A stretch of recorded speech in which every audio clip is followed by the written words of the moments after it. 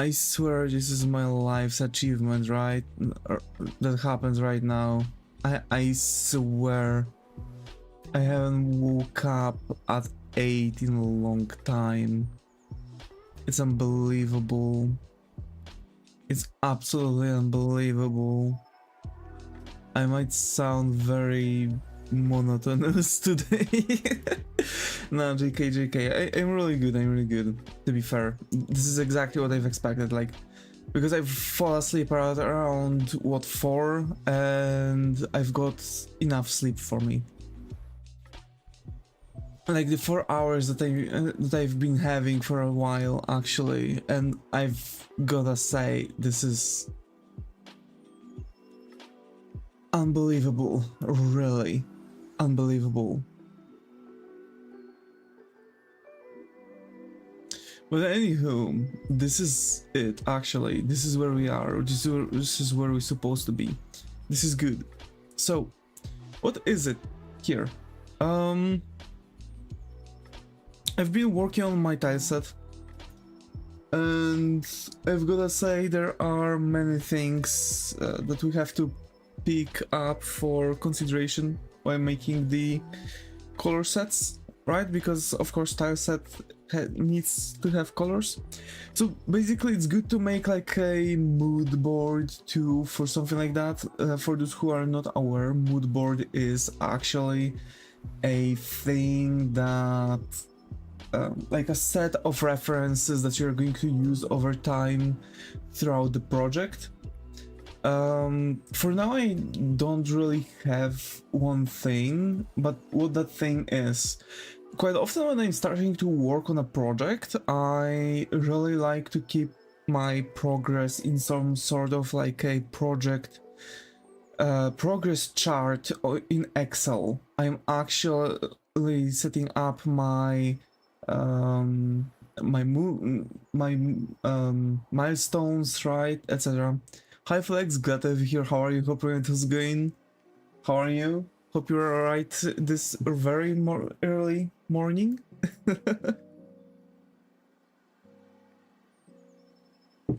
Still having possibility to drink some coffee. Good morning, I gotta say. Yep. Good morning, good morning.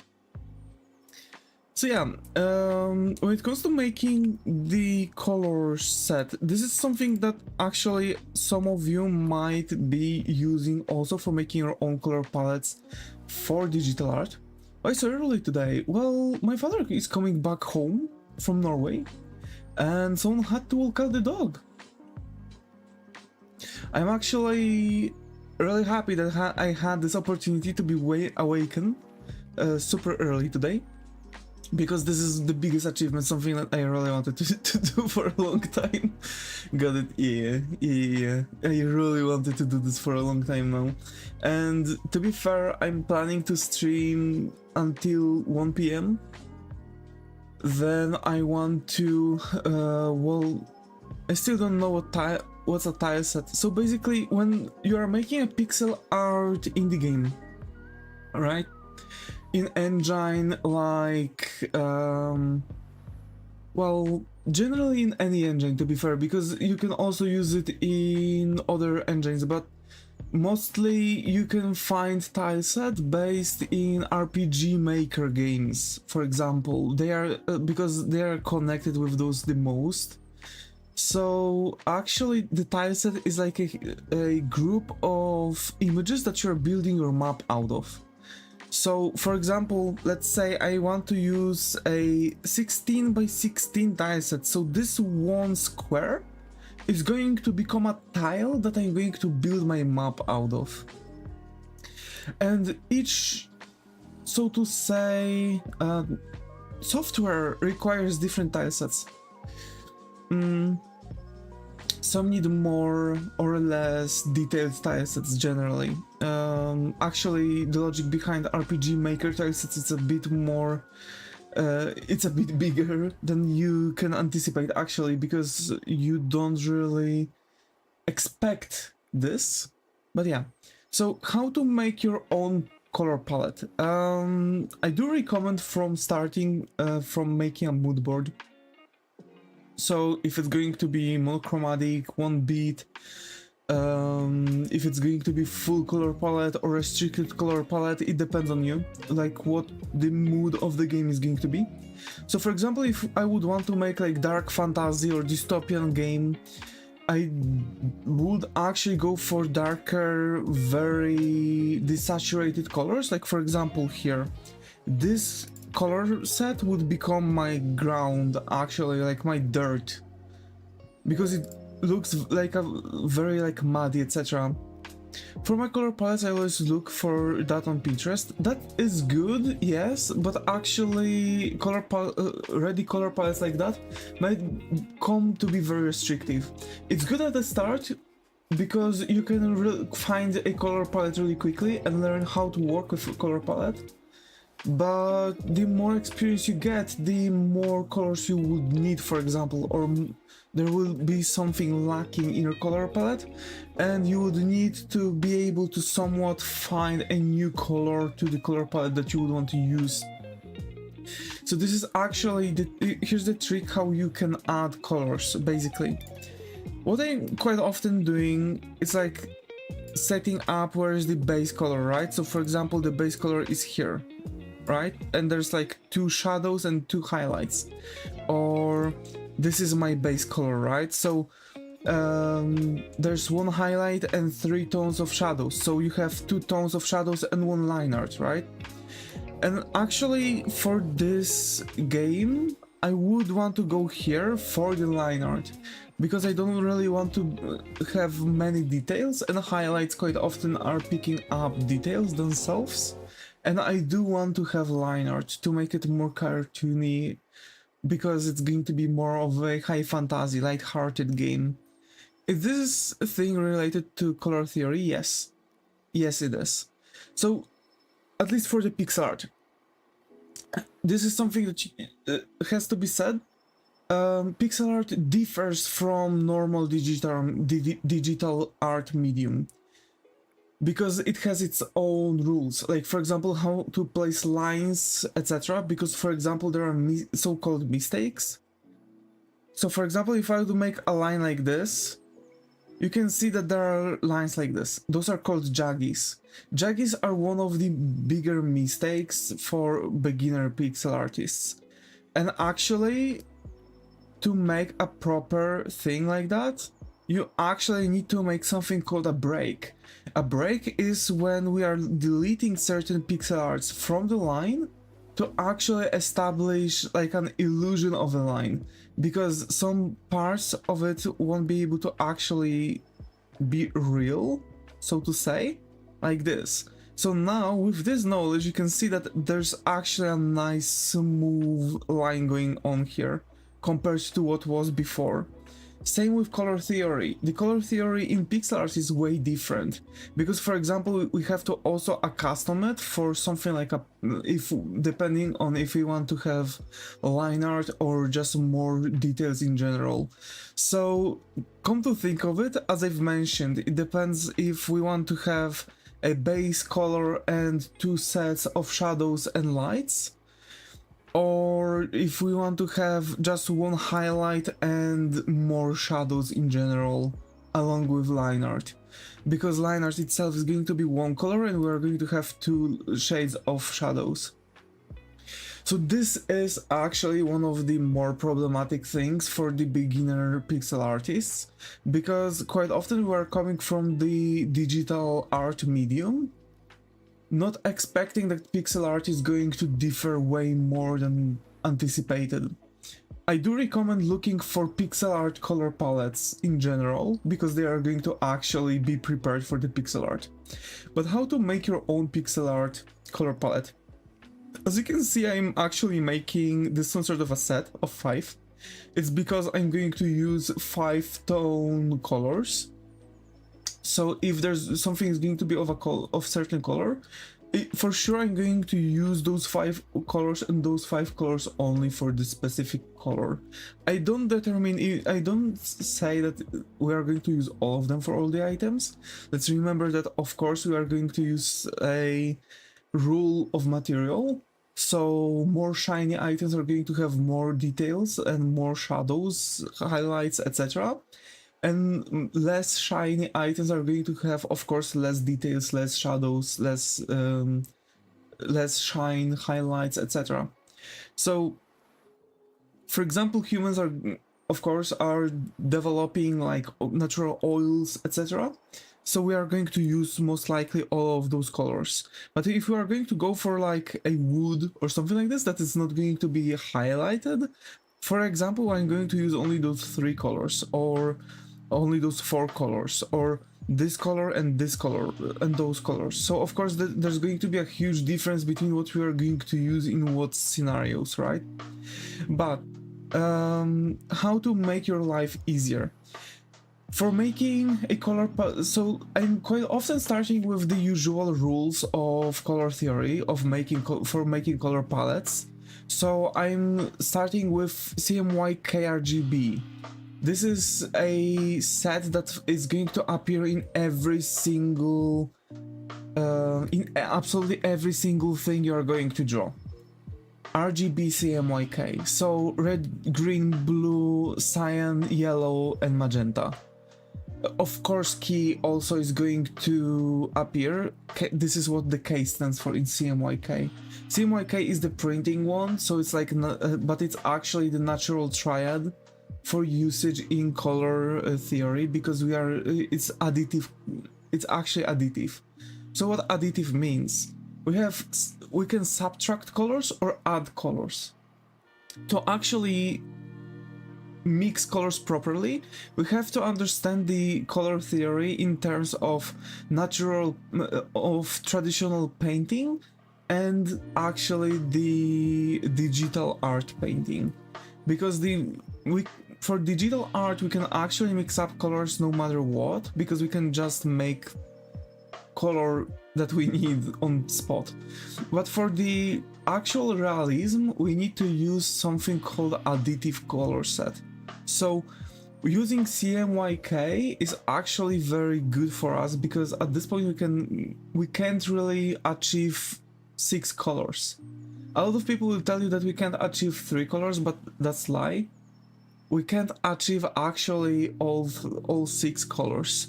We can't achieve pure red, pure blue, pure green. Also we can't achieve pure magenta, pure yellow and pure cyan. So this is actually a rule that cannot be broken. But if you are going to use those 6 colors, we are 100% sure that we can achieve 100% other colors that we can actually ask for.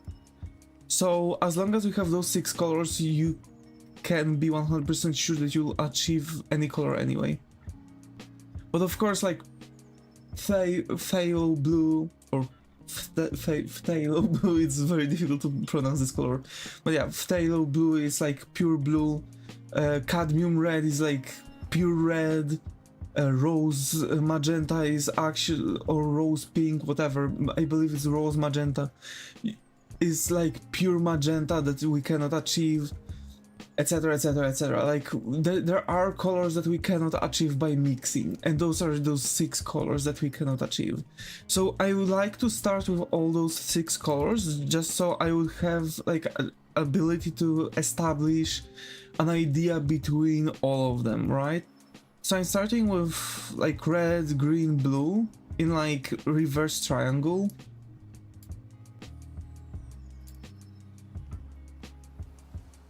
Red, wait, I'm going to actually copy the colors. I don't want to get rid of them. Red, green, blue. And you can see that I've already forgot one color.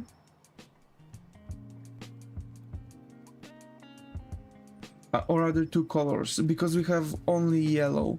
So we need cyan and we need magenta. Now what kind of magenta I want to achieve? Based on the colors we have here, I would actually go for something also out of the schematics.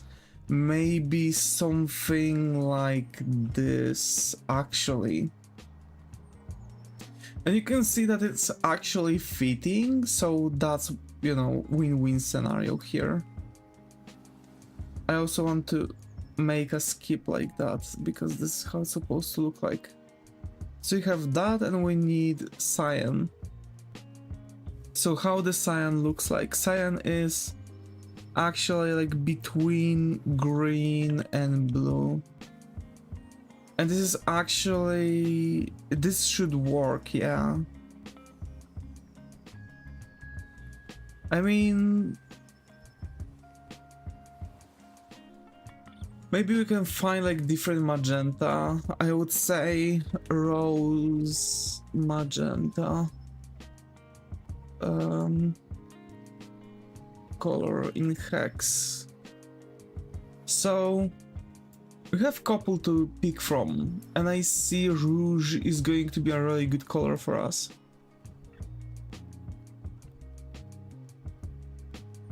So I'm going to change it just to pick up the rouge. So A94064, and let's look at this. This is like... this is still good, but it's a shadow. It's a shadow, so that's not the color I want. So let's go for blush maybe. DE5, D83. Yeah, that's more likely, right? Because it's fitting with rest of the colors. This is going to be our magenta then. Or we can go for bright pink maybe. FF007F. What? That's not the color I wanted. FF007F. Yeah, this is pure magenta, but I don't want this. I prefer something more desaturated. So let's settle with dark...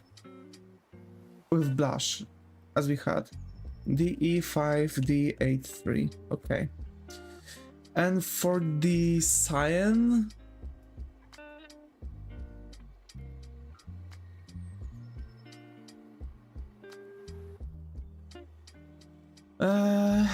Celeste maybe? B2FFFF. It's very bright. I don't like this. Ooh, electric blue maybe? 7DF9FF.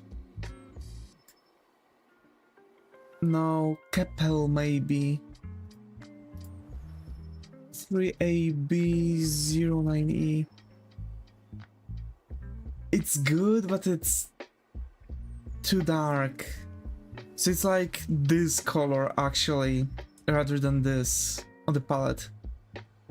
But we can cook with that, yeah. And Celeste is like the bright one. So let's also pick up the Celeste already. B2FFFF, because we know that this is going to be the brighter color. And we'll need something between those, so I can just copy that.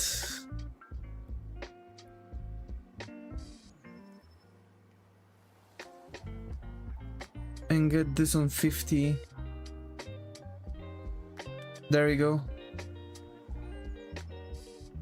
Or maybe I would need a bit brighter tone.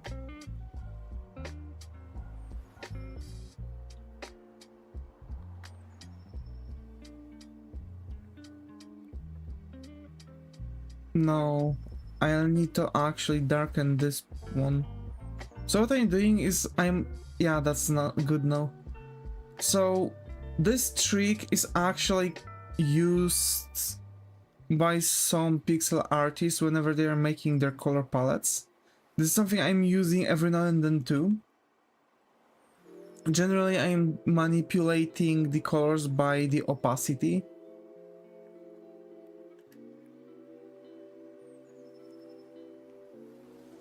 Yeah, that's good. No, that's the one. Okay. So basically that's that. We have 3 colors already. That's good, that's good. Caribbean Current might be... so dark cyan and Caribbean Current might be the set of colors we want. So 008888 and 00606F. Wait, 00606F. Yeah, yep. Okay, so we have our science set. That's huge. Let's flip it. You can see that I have 2 yellows. That's for a reason. Wait. Oh, so sorry. Fuck. Wait. Bruh, Twitch doesn't send the message. It does. Holy fuck. Sorry. Oh, now it worked. Yeah. I've had the thing minimalized because I was looking at the color codes. For my color, is this? You remember all the codes? Quite often I'm just shooting the codes, but I have like codes in front of me right now. I'm googling the colors for color hex, and I have like a set of colors that I can pick from. Quite often it's something that I want. So yeah, but yeah, there are times when I'm picking random colors myself. Wait, someone deleted that message. Let me go to the channel logs. On the Discord. Oh, you were writing to me that chat doesn't show the message, okay. Sorry, Flex, I'm so sorry. Holy. Okay, so for other colors, like, alright, okay, we got those 3, so that's okay. And we got red. So now we want to get our... Now I want to get our magenta. But first let me add the colors to the set. But so basically I'm using the as a sprite. Cool. By the way, that palette gives me ice vibes. Yep. This is most likely what we are going to use it for, or like a nice pure water, like a nice pure ocean water. So here's how I'm doing it. Generally you can, there's like a idea that when you're picking a color, right, you want to actually go,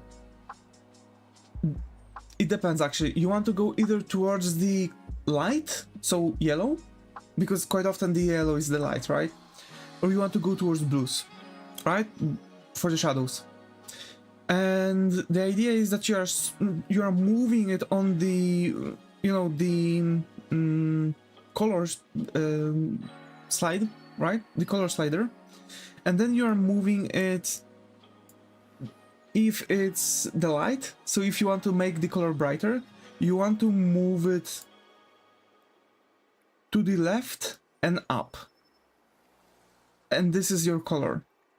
It shouldn't be really that big difference, so you can also try to aim diagonally, but if you have issues you can actually go like that, because quite often people are just going down or up, depending if they want the color brighter or darker.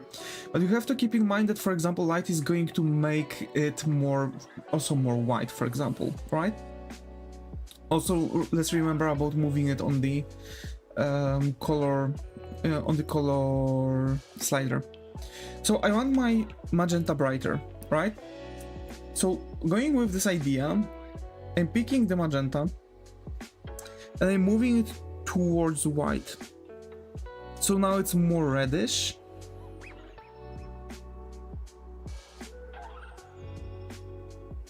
And now you can see that it's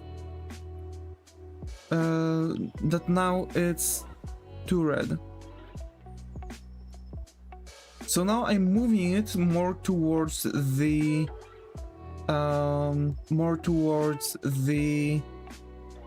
pinkish areas, and I see that it's still too bright. So I'm giving it a nice slide like this, and now our magenta is all Gucci and stuff. So okay, now I'm going for the shadows.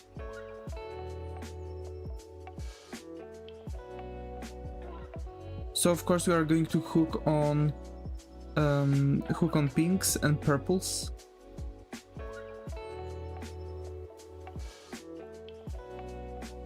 And you can see that the difference between red and pink has to be actually taken to the bonk.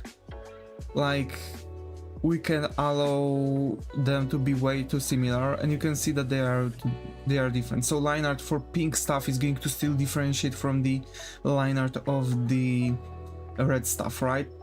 The highlight, they are kind of similar. Yeah, I love those colors. Yep. So this is more or less the mood I'm going for my game. Vice City vibes, exactly, mate, exactly.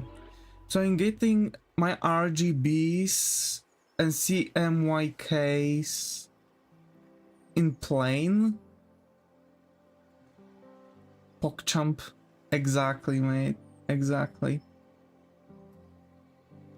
So that's the thing. So CMY, wait, CMY, and we are going to get a key. So my whites and my blacks are not pure whites and pure blacks.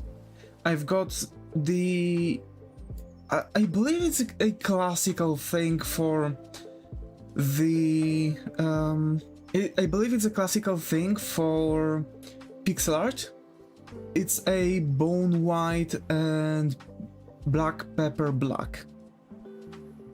So those are my key values, right? I mean, key values can be different depending on stuff.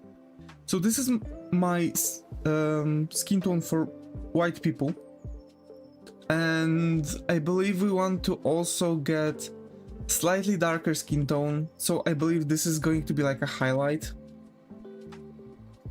right? And we're just going to move it slightly like that.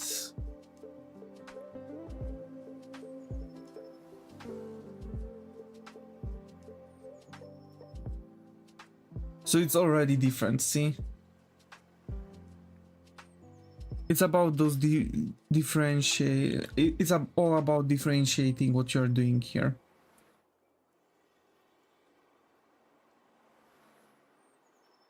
There you go, kinda. So those are going to be for darker skinned people.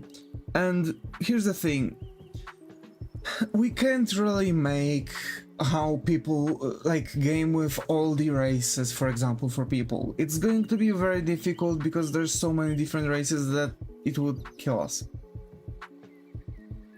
We would spend more time on making characters with different races and spending time on differentiating the skin tones. It's not worth our time. If you want to go ahead, but you're going to spend months just on differentiating the skin tone, and still nobody's going to see it.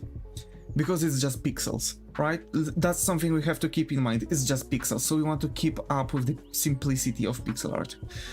So that's why I'm going to use only two skin tones. Brighter characters and darker characters. Simple as that. So next thing is going to be ideology, like what else we want to add, right? So we have our base for the colors, etc. And like on the last stream with there's gonna be a lot of races. No, I mean, of course we can, like, in the description of the character say, oh yeah, this person is Hispanic, but it's going to have only the same like just darker skin tone. That's it, nothing else.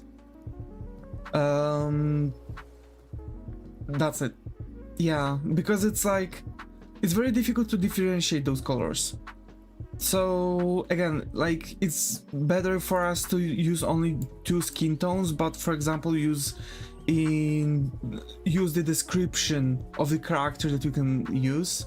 Like, oh yeah, this person comes from Africa, oh this person comes from Spain, etc. By the way, you wanted to make a gacha game, if I remember correctly. Yes, this is also a thing. Gacha game is going to be way simpler than anything else. That's something to remember. That is something to remember. For real? Yeah, I want to make a gacha game. Because now we are working on RPG game. It's not the gacha game I wanted to make. We do have this color. Oh yeah, because it's the middle here. Okay.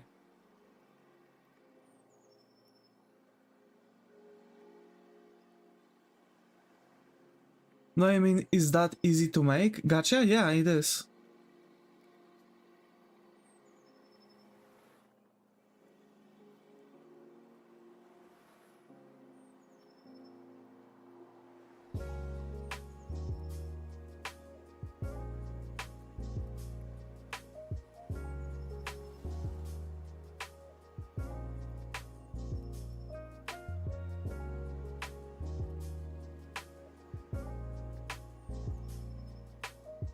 To be fair, I'm throwing in pure white just to make adjustments. It doesn't mean that I'm going to use it, but yeah. But yeah, it is very easy to make your own thing like this. It is very easy to make your own thing like that.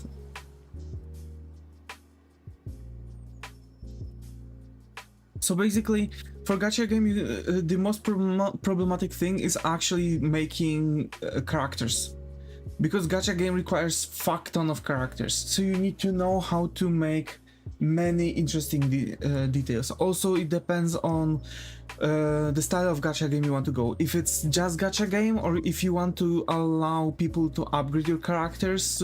If yes, should the character just change the tiers, or should the character change the tiers and its appearance? If the appearance should be changed, how the character is going to look after changing the appearance, etc. So for example, if you want to go for the ideology, like let's say Dragon Ball Dokkan Battle, right? It's a gacha game from Dragon Ball. You're generally collecting characters. Characters can repeat, because of course there's going to be fuck ton of different Gokus, there's going to be fuck ton of different Vegetas, yada yada yada.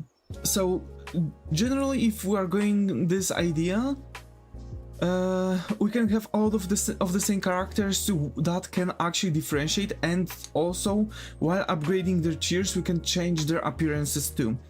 So let's say Goku agility from GT is going to that is like SR, you can be upgraded to SSR and it's going to look different. So for example, it's going to have SSJ turned on, right?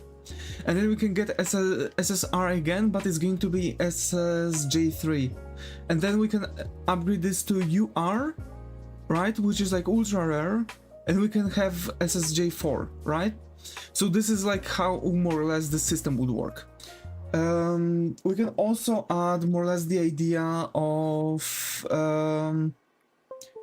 well, it's going to be a bit difficult to make like universe where this is going to fly, because of course this will mean that we'll have to actually create a universe with characters that can change or something, which is also not really that easy. For example, Pokemons are very difficult to make.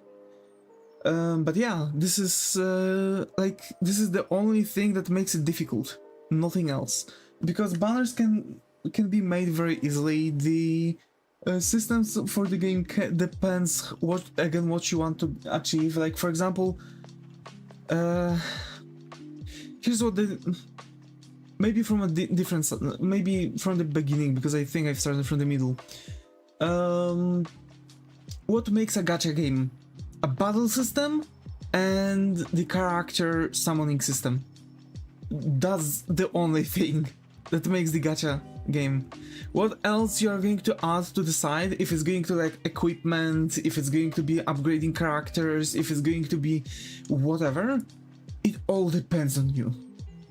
So there's literally as many possibilities as you can think. The main pillars of gacha game is battle system and summoning characters, nothing else. And actually battle systems are also not really that difficult, because quite often for gacha games you want to go for automation of this. So maybe writing a story too, but it's also not really that important. It's good to have a really nice story in gacha game, but you know, it's not really important. Battle system and summoning. We have to number that the summon animation need rarity too. Yeah, that also matters. But actually, and like you need to give people like an idea like, oh, there's actually something good in here, right? Like in Nike, you get like better looking. You get indicators. In Dragon Ball Legends you get indicators, etc., right? Like for example the background changes, there's like a piece of animation that is different, right? Also for the also for the rarities you need something else, right? Because like for example in Nike the rarity change, like when you get shown the characters before even you know what the character is, so like what you've got, you still see, oh hey, this is the yellow character, we've got SR, let's go, right?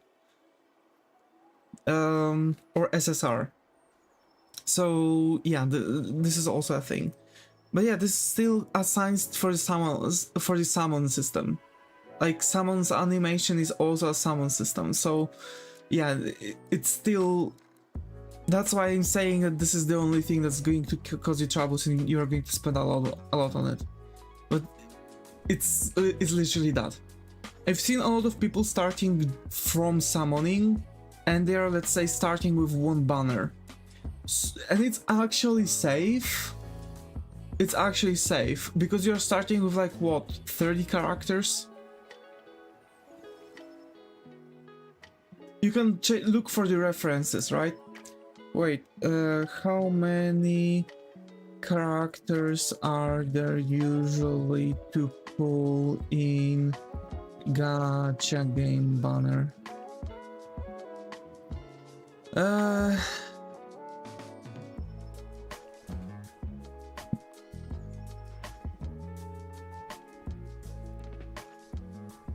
So there are also systems like PT.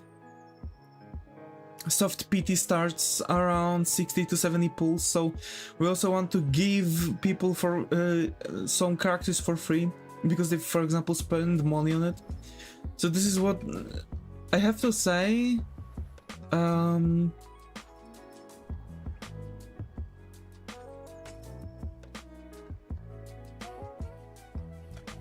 Wait, because that's for Withering Waves. So basically you want to also understand like what you are going to make the game for. But let's say so you also need to, sometimes you need useful codes, yeah. So here's the thing, for me I want to make a gacha game where you are going to spend in-game currency. It's going to free to play totally. You are not going to have to spend IRL cash on it. It's going to be useless. You can just throw in like multi, how to say this, like multi,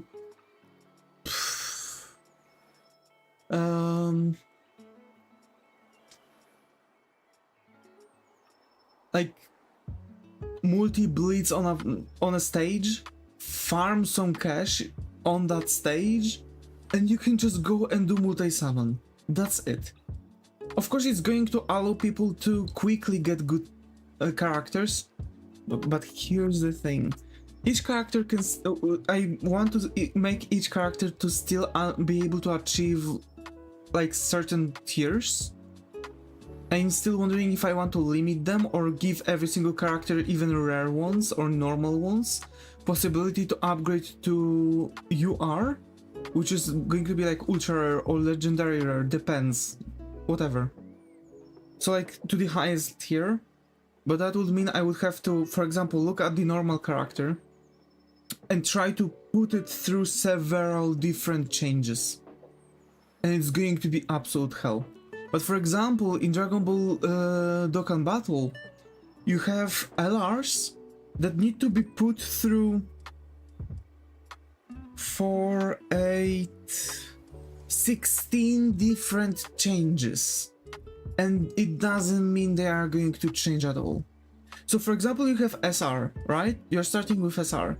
So you're upgrading to SR but different look. You're upgrading this SR just with statistics. Then you're upgrading this SR to SSR. You're upgrading this SSR to SSR with different look. And so on and so on and so on and so on until you get LR. So this is actually how I can also make it. But it's going to be boring, for example, for every single character to have such possibility to go to LR, because it will kill the whole process. But for example, there are going to be characters that are going to be different. So for example, let's say I want to have a normal tier succubus, right? Because it's going to be like around the Necronomicon and summoning demons kind of vibe, etc. So you're going to have a normal tier succubus, but the same succubus can actually appear in UR. What's going to be the difference? They are going to have different statistics. Better statistics, for example, right? So it's going to be better from the start. Also, there's going to be the possibility, succubus, you got my attention, yeah. So for example, the succubus UR can be upgraded to LR faster, but also it's going to be able to be upgraded to several more levels of the LR, plus being upgraded with stars, etc. The same succubus that starts from N tier will have to go through N, R, SR, SSR, UR, and then LR. But it doesn't mean it's going to have more LR stages where it's going to close on at this point. So it's going to be weaker than the succubus, the same succubus, so the same character that started from UR, right? So this is where we want to set up like the balance, like, okay, you are upgrading this character, it is going to be good, it is going to be useful in certain scenarios because of some abilities that are going to be different. But it doesn't mean it's going to be as powerful as this succubus that started from UR, because it's going to have more statistics, for example. So it's going to be a better attacker. Of course, that would mean that people would have to go for the banners, but the banners are not going to really disappear. They're not going to change at all. You'll still be able to like roll them, right? Of course, there's going to be event banner where you'll be able to, for example, achieve one certain character, right? Like, let's say there's going to be a new LR possibility. So I'm going to, for example, make an update. The update is going to introduce this event banner, and after a month there's going to be another update where this banner is not existent, but you can still get this character from the full summon, right? But it will only mean that how many rarity you wanna make. This is something I still want to think about, actually. This is something I still have to think about, because I'm not sure. I'm really not sure about that. So, to be 100% sure of it, here's the thing. I would have to sit down and work on this game. I don't work on this game at this point. I might actually throw in... I think Nike's rarity would be easier and better, but it's boring. There's not that many characters. You don't really get that many rarities. You have what? Four rarities, right? Yeah. You have rares, super rares. You have 3 rarities actually, because you have rares, super rares, and secret super rares, right? Or you have ends. I mean, the B Legends has 4 but has a lot of characters, yeah. That's fair. But you can't upgrade those characters' rarities, right? Or there are characters like that. I'm not sure now.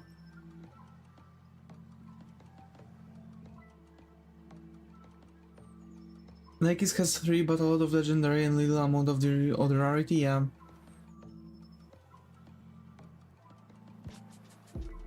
So it depends for what system I want to go for, really.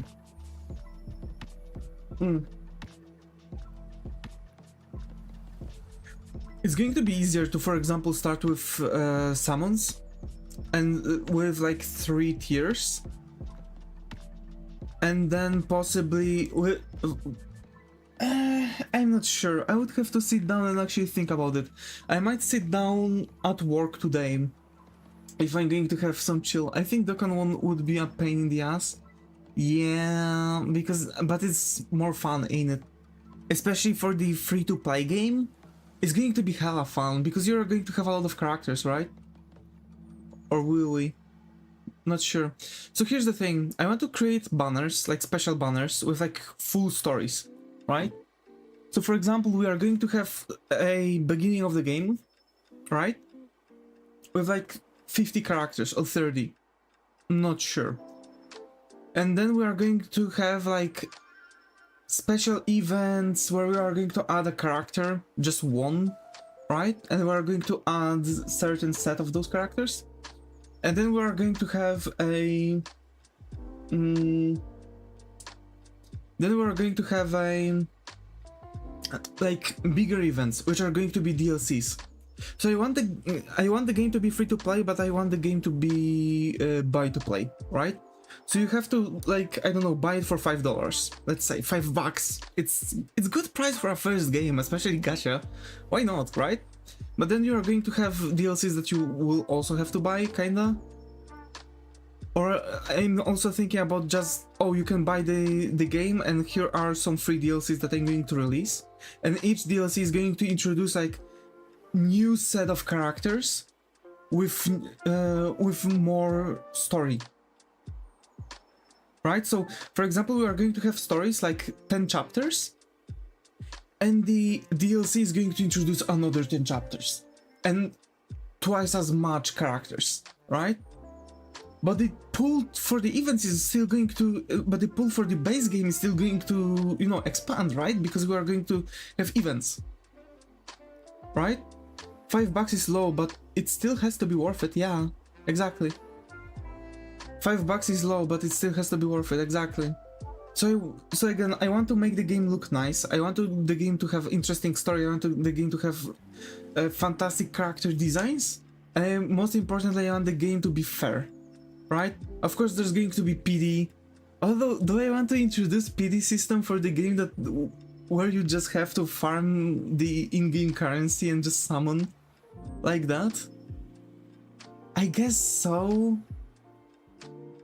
But maybe the PT is going to be more difficult to achieve. Because again, it's going to be free to play. You won't have to spend your money to actually summon. You won't have to. You won't have possibility even. Like you're just going to go do the story mode stages or event stages where you can get more cash, and you can just summon just like that. Because I hate the idea that a lot of gacha games are so like greedy for your money that you have to open your wallet to achieve something in those games. So yeah, we'll see about the system. I'm thinking about connecting like I really like the system in Seven Deadly Sins Grand Cross, because you can still upgrade characters with the, you know, with the stages, but you don't have really that many characters too. So yeah. Okay. I mean, you can understand the amount of money that come from gacha games. I know, but I don't want it. If I would want to make a game like this, I would make it, but I don't want it. I want people to have a nice free-to-play gacha game. Streamer, YouTubers, gamblers, etc. Yeah, I know, but it's not fair towards players. In my eyes. maybe one day I'm going to make a gacha game where you have to like spend your money on. But I don't want to, really. Like, here's the thing, I'm streaming, I have a day job, people are going to buy the game, hopefully. Maybe they're going to even go and want to buy the DLCs if they are going to be paid, which I'm still thinking about, right? I don't want it. Of course, I believe there will be people that would want, and if I would make it free to play and give it like, okay, look, you can spend your money from your wallet here. And there are going to be people that would want to, and there are going to be people that crave for new gacha game to spend money on, and I would still earn cash that would, for example, repair my financial status. I don't care about it. Really, because even though it would help me financially, and I'm not going to lie, I struggle. It's not like, oh, I don't have anything to eat, right? It's not like I don't have anything to eat, but for my account I have like 14 PLN right now, which I don't even know what I can get for it. So it's like maybe one day worth of food, and it's just a sandwich for work. So like, I also don't want to ask for donations or anything like this, because again, I have things to eat. I am thinking about buying real estate. I have those possibilities. It's just my money management that I know how to correct. I know how to do. I've been doing it. After all, I've bought like really expensive PC simply by saving my money in 3 months. And I was still capable to buy really expensive gifts for my family last year. So I don't really have such struggling situation. It's just, you know, like, thinking about real estate is far away. So it's like, I guess it's normal money thing, right? It's like normal, like normal status, but you know, I don't want to be the person who's going to walk around and, hey, buy my game, or hey, here's the gacha game I've made, pay me to summon something, or something like that, right? I would make the main game like €5 and the rest of the game free, because you can make everything free, but you still need an income. Yeah, exactly. So you can see the state. Like, I do want to, I still am going to spend my I'm still going to spend my, you know, my free time on it. I still would want to be paid for it, at least those €5, $5, whatever. So like, you know, whatever. I don't mind. But yeah, like, but yeah, that's why I never ask for donate. Like, this is why I'm never asking for donations, or never asking to go around. Where are you gonna publish it? Steam, for sure. For sure, Steam. Why not? I might. To be fair, when I'm going to know that we're getting close to finishing it, I'm going to make a goal for donations to save up. A game on Steam is kinda expensive. Not really, it's like, what, $100? How much does it cost to publish your game on Steam? $100 submission fee. First create a Steamworks account and pay the $100 app submission fee. Then complete the necessary digital paperwork including tax and banking information and follow the platform's guidelines to prepare your game for submissions. Also, Steam takes 30% cut from the revenue generated by game sales on its platform. This means that out of every dollar earned by developers on their game, Steam keeps 30 cents while the remaining 70 cents goes directly to the developers' pockets. So actually get like, yeah, nothing, €100.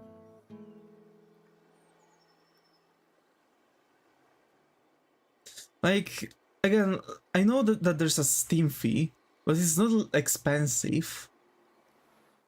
Okay, it is kind of expensive. It's like what, almost $400, almost 400 PLN. But yeah, it's like, yeah, maybe I'm going to make a goal for release the game on Steam, like donation goal that people will be able to donate for.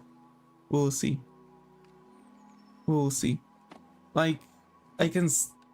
Maybe those are just my T-Rex money arms, but €100 are a lot. Yeah, it is. It is.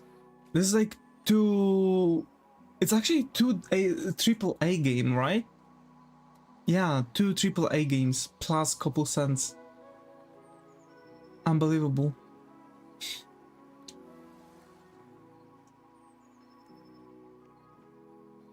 So no mobile support?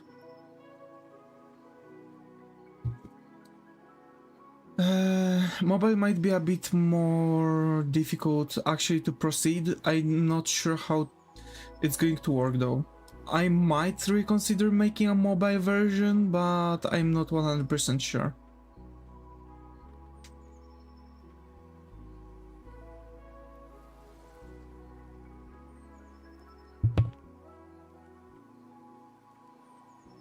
I'm actually not 100% sure.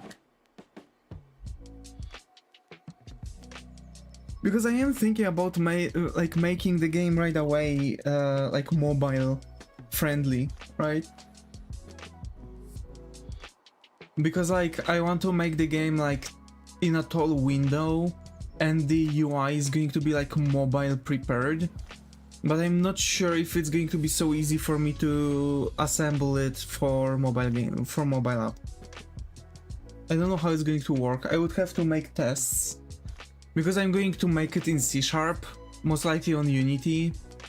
I fear that I'm going to cross the revenue for Unity.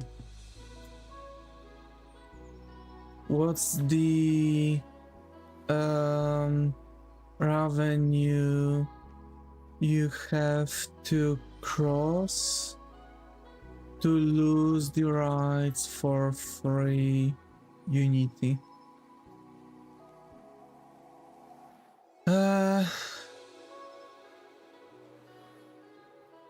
Unity runtime fee starting from January 1, 2024 until will change a small flat fee for each game install after the game has passed a minimal revenue and lifetime install threshold. The fee varies by region subscription plan. Yeah, wait.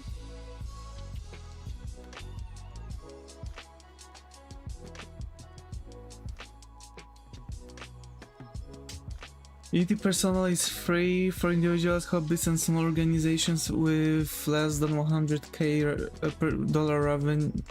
of revenue or funds raised in the last 12 months. Beyond the above amount, you need to use Unity's paid plans such as Unity Plus, Unity Pro.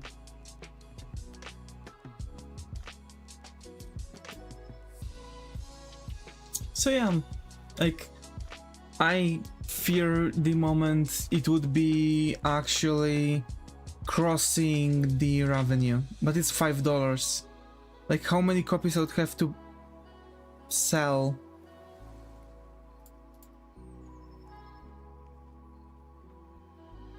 $20,000 in a year of $5 games.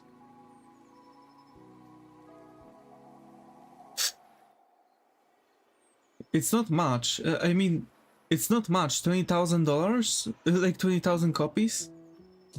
Really not much.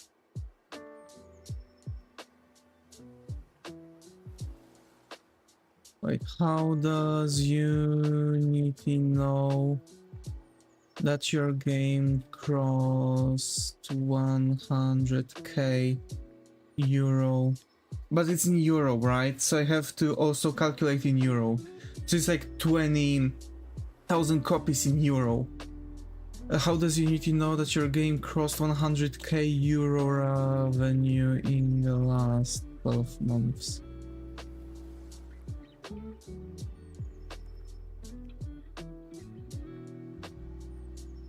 Unity ads generates revenue by displaying paid advertisement in your app. The more traffic and impressions your app creates, the more money you can earn.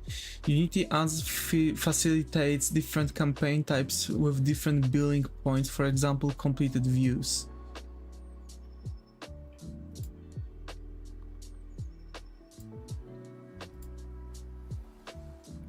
For 1,000 impressions, it's like $6 to $12. That's not bad, actually.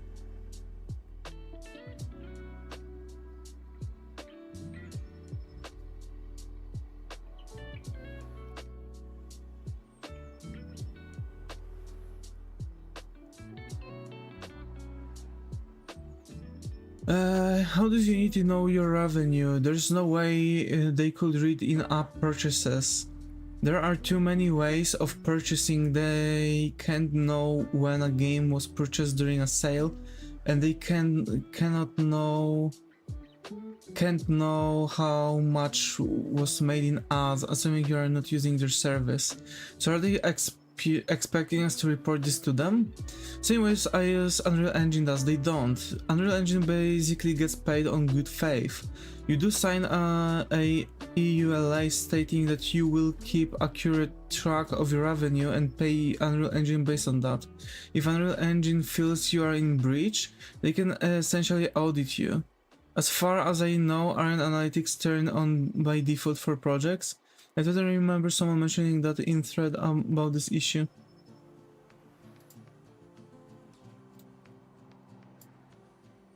Unity merged with a spyware company called Iron Source a few months ago. You can guess the rest.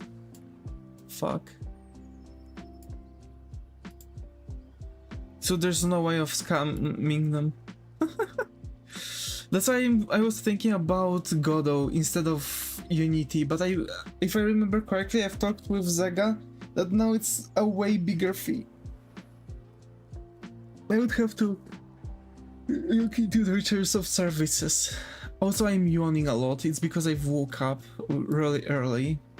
So, okay, folks, it's an hour. We've talked way too much at this point. We need to take care of this.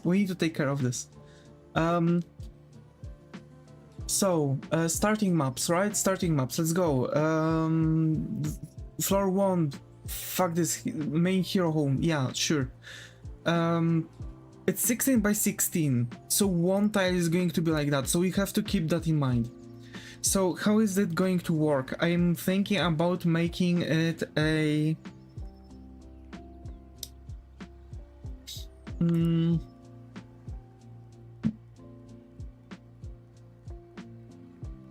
I need to save this thing. Save this palette. Whatever. So you need to understand how big of a map I want. It's 16 by 16, so I have to like kind of figure out how big the map is going to be in tiles. So here's the thing, I want the open world, right? So I want the open world, I have to figure out how big the like one map is going to be. I'm thinking about the house of the main hero, floor 1 and floor 2, right? Floor 2 is going to be the starting location, because we are going to wake up in our bedroom at floor 2. Most likely we are going to go floor 1, eat a breakfast, and read the letters, so yeah, we'll see.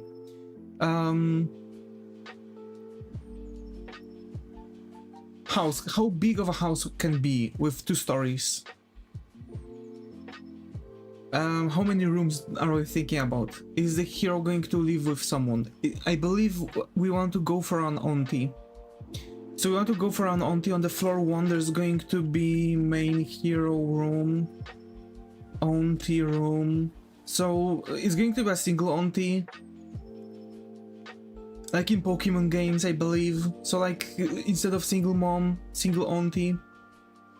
Main hero room, auntie room, bathroom, and let's make the bathrooms for main hero, so bathroom, a split entrance, and for auntie room there's going to be also bathroom, a split entrance, and there's going to be corridor. I want to also add a, how is it called? Wait, Google. Storage room. So I want to also go for a storage room on the 2nd floor.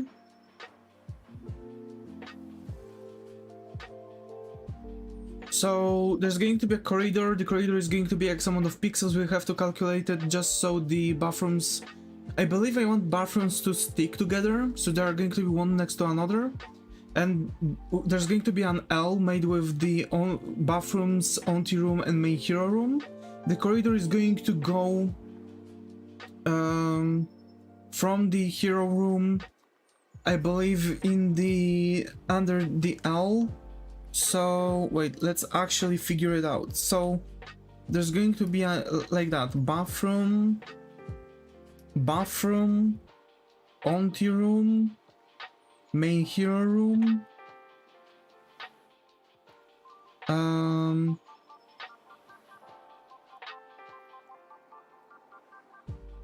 corridor. Oh,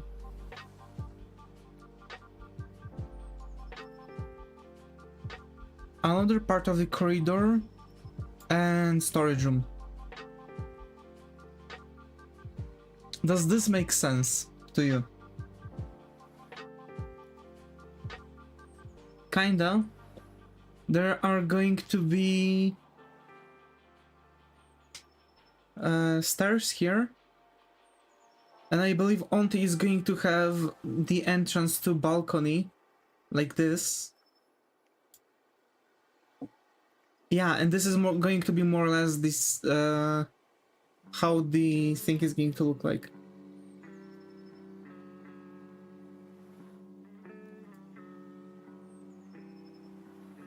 Okay, so now the next step. How is it going to look like, right? So what times are we going for? I go take a snack. Alright. So basically, main hero room, so we want to figure out what times are we looking for, right? So of course it's going to be high fantasy, wizarding school, whatever. But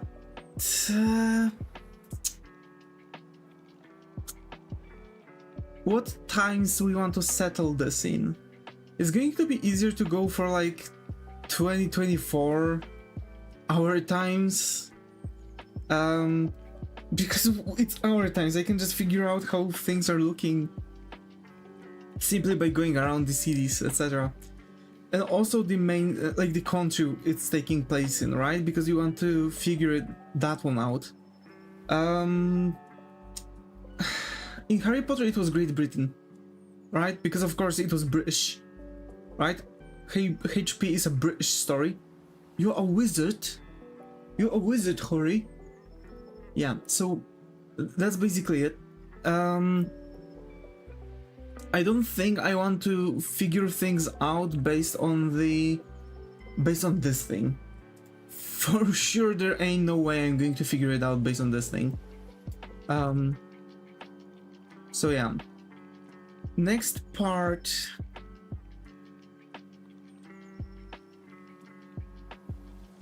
Yeah, it's going to be very difficult. I'm back, yep. So mind you, this is a floor 2, right? this is the second floor right now. So the building. So where do we want to settle the like from where the main hero can be? Like America, and looking for like America suburbs maybe. I don't feel like it's going to work well.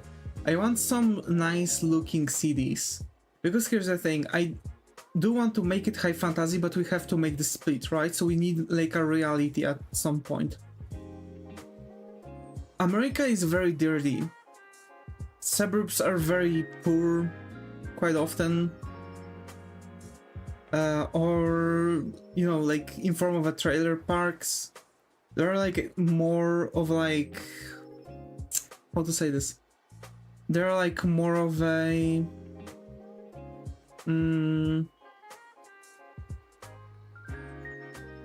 more expensive suburbs in America, but I don't think I want to settle it there. Poland, okay, like I'm going to have easier time with Poland. Poland also has really nice parts, but and it's going to be quirky actually. You don't meet with many games where the main hero is a Polish person, unless it was a Polish game. But then again, like, oh, I'm Polish, I'm going to make a main hero a Polish no matter what, so it's also very fucked up at this point.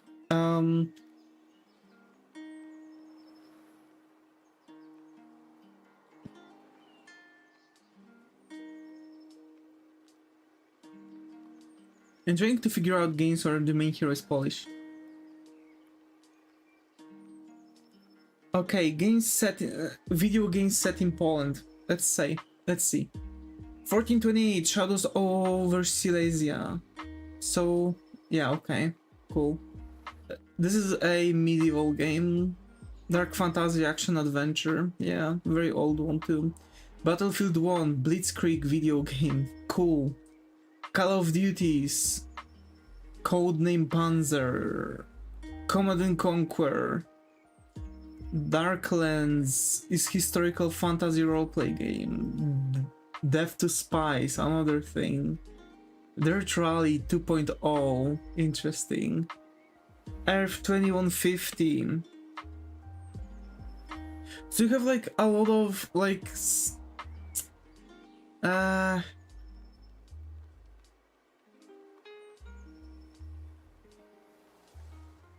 you don't really have that many other games. It's just like, oh, the character visited Poland and that's it. So yeah, like again, as long as it's not like games set to be Polish from Poland, you don't really meet with like, you know, Polish characters. And I don't really want to make this idea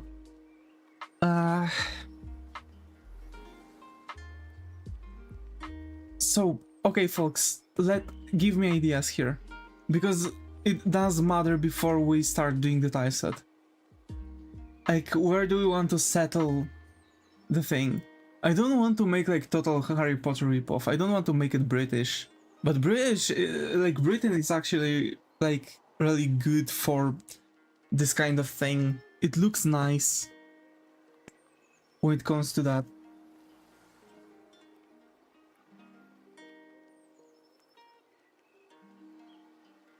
So like, where do we go with that?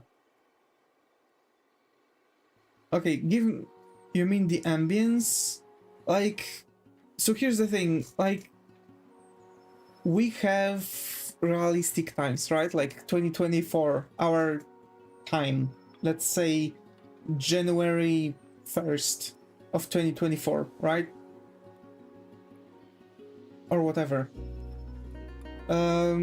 And basically, or maybe even January, but maybe not January, but like 2023 to 2024. So generally we have to settle the like where the hero is going to live in our times, and then it's going to travel to the where it's going to travel to the thingy, to the main thing.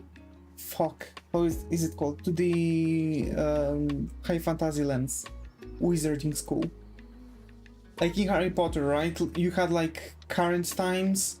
He was traveling some to the wizarding school, and you had like trolls and shit, and all the buildings were looking like high fantasy and stuff. So I want to have similar effect here because they're supposed to be the split. But the issue is what is the country where we are going to start the adventure? I'm going to quickly take a break, probably take something to drink because we are going to stream probably till 1 p.m. So like still 2.5 hours, so give me a second.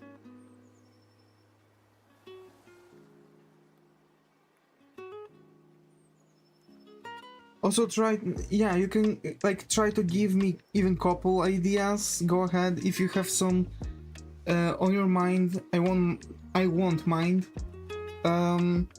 So yeah, feel free, right? I'm going to come back soon.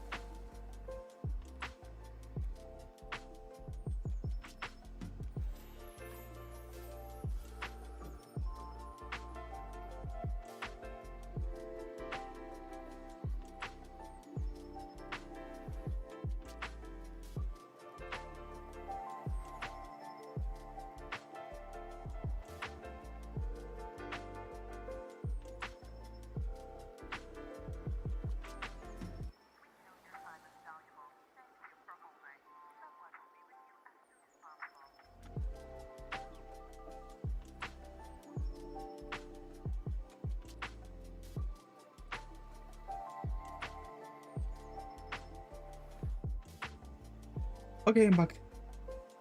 I mean somewhere in America.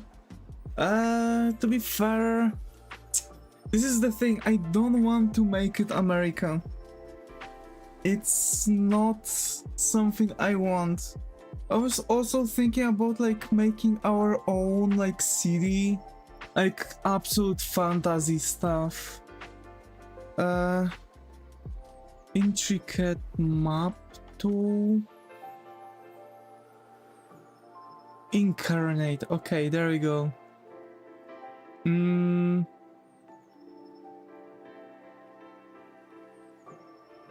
Fuck.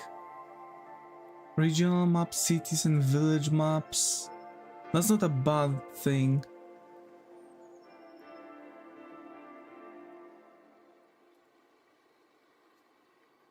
I have to log in, seriously? Because here's the thing, the idea, why I don't like it, this idea, well, basically,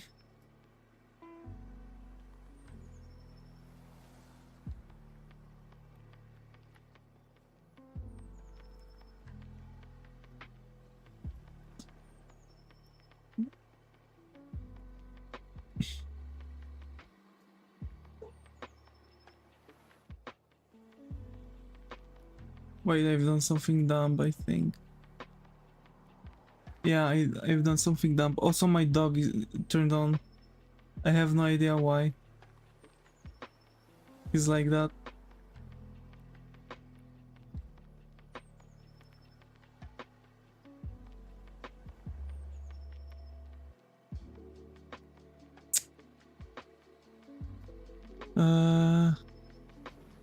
Yep, I won't make it work, I think.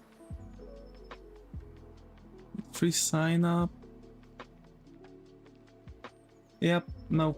Okay, whatever.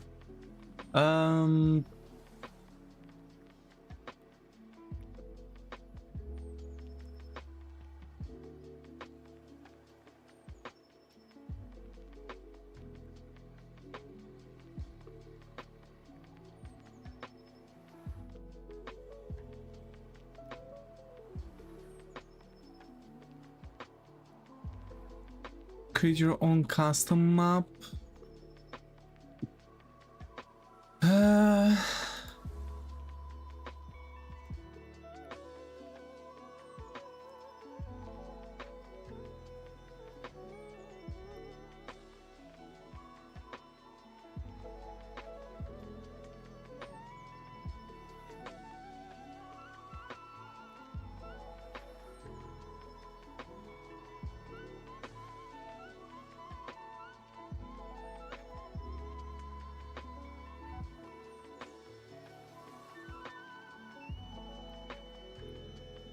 Yeah, no.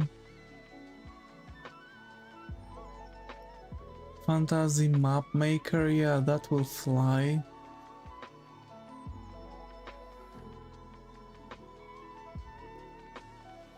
For writers.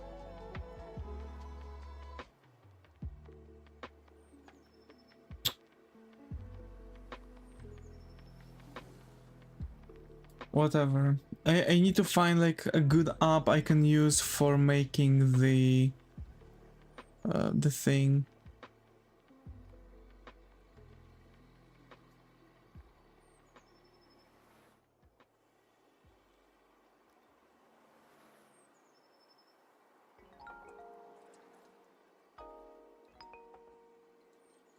Okay, but more or less at this point I don't think I have to like figure out those things.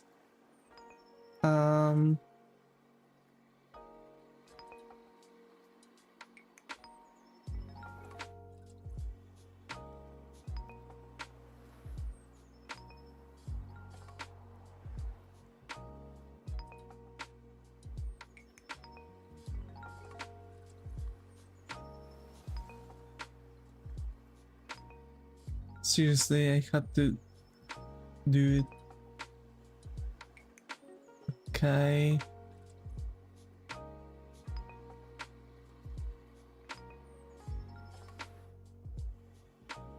All right.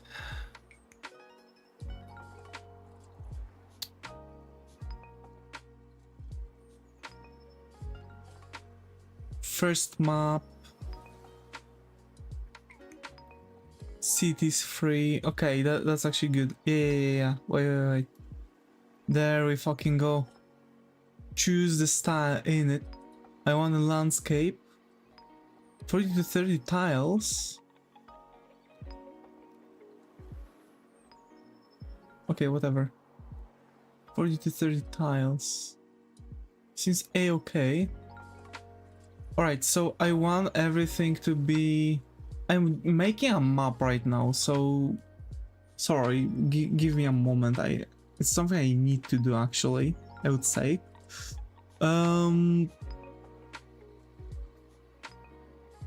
Okay, whatever.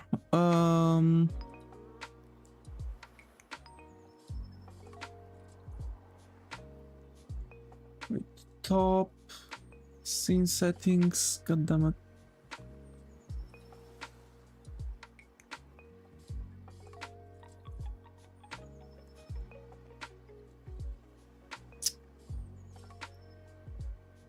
Path tool, seriously?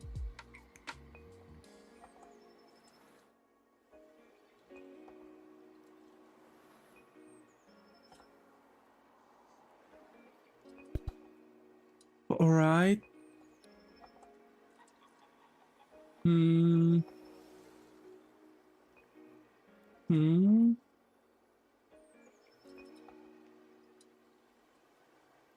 Let's say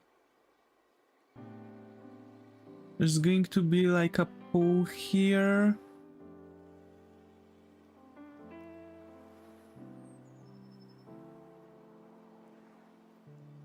Wait, does it actually matter? Okay, no, not for now. Whatever. Sorry. We're back. Okay, so I'm looking at some references photos from Pinterest.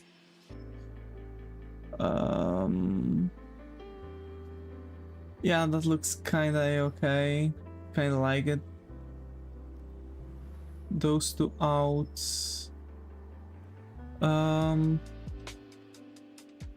But yeah, America doesn't really sound well for me. It doesn't sit with me. You know?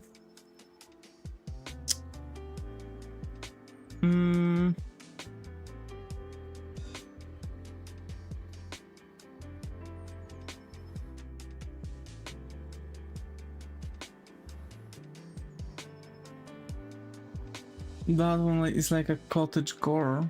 I don't like this. I don't want cottage core. I don't want this. I want to speed it up, but it's difficult to search for things when you don't know exactly what's going on. Okay,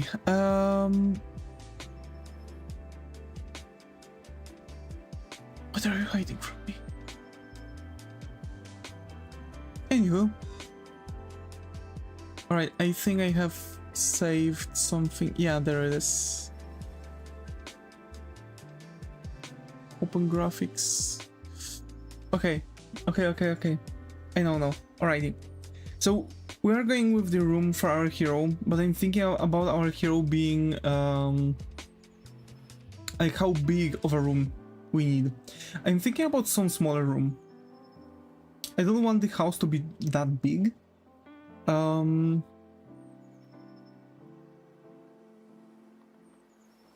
Yeah. Okay, so let's start maybe with the simple wooden boards.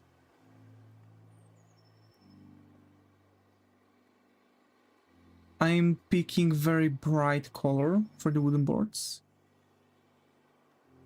It's 16 by 16, half of it is 8. Hi Zaga, good morning. How are you?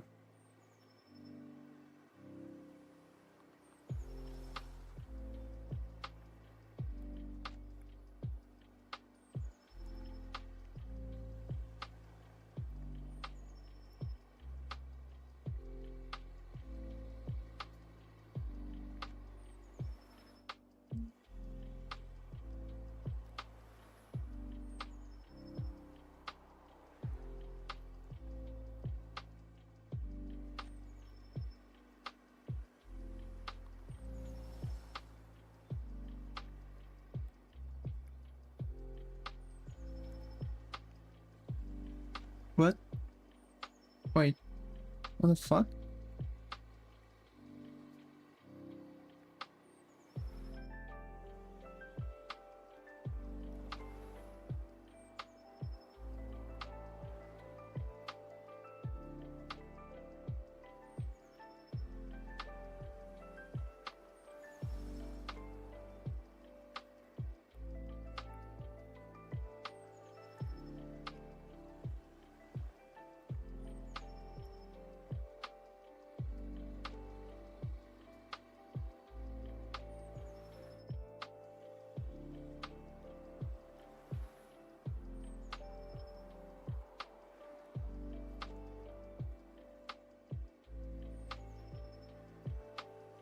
Hmm.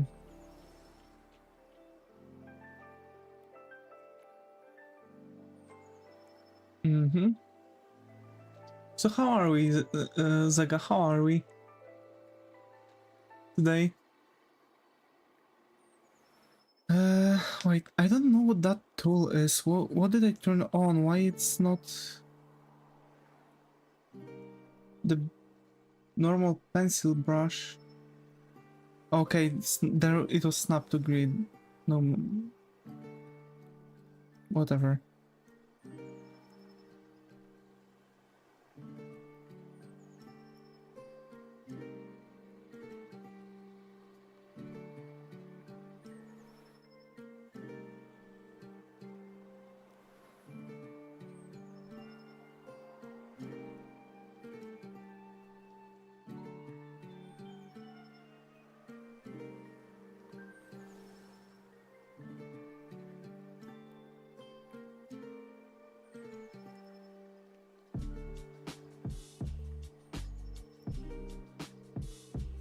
Doing morning routine, I see.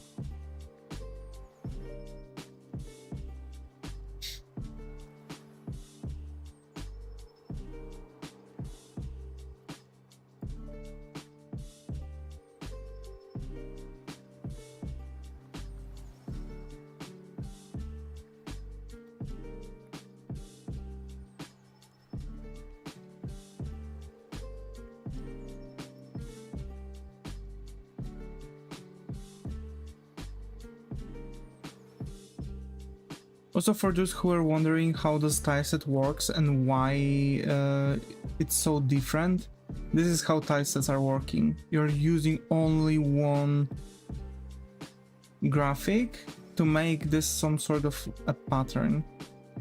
And here are our floorboards. And surprise, surprise, I have to make it just so there would be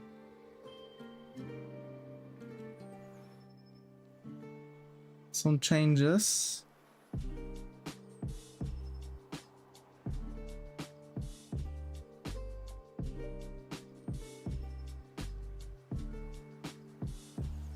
Okay, now how it's going to look like this. Yeah, no. Okay. It's going to be more a bit impossible. Play AC Valhalla all night. Damn.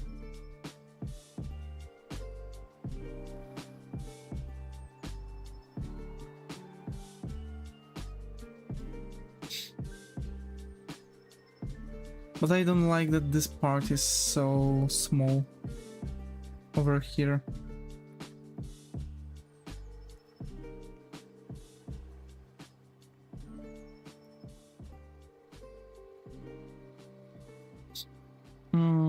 Making it bigger also doesn't work. 1, 2, wait, 1, 2, 3, 4, 1, 2, 3, 4, 1, 2, 3, 4, 5. Huh.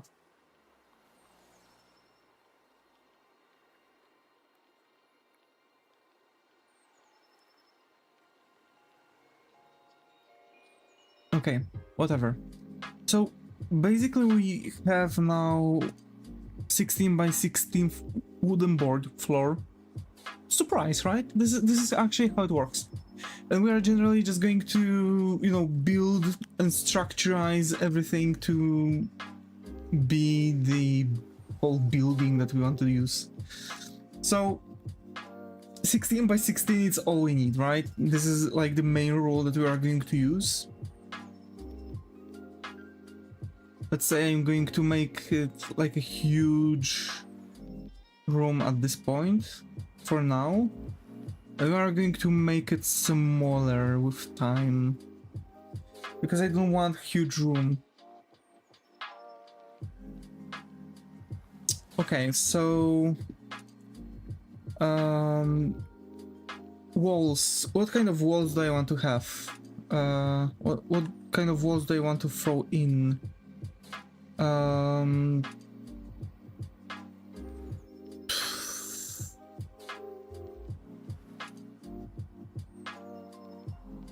Yes, we are going to reuse those things quite a bunch.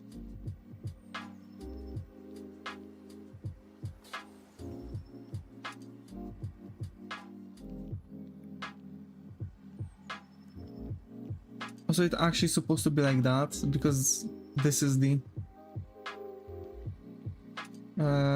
base color.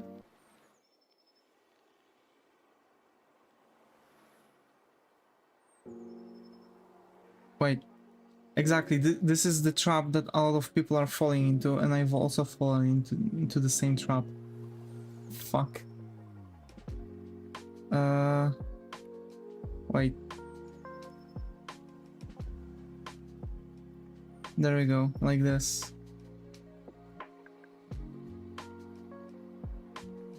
And the highlights should be here.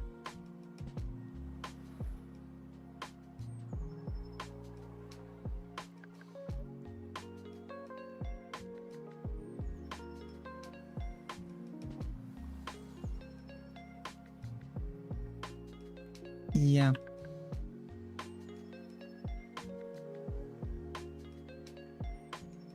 Let's see now. Yeah, they kind of look better. Yeah, that's a bit better.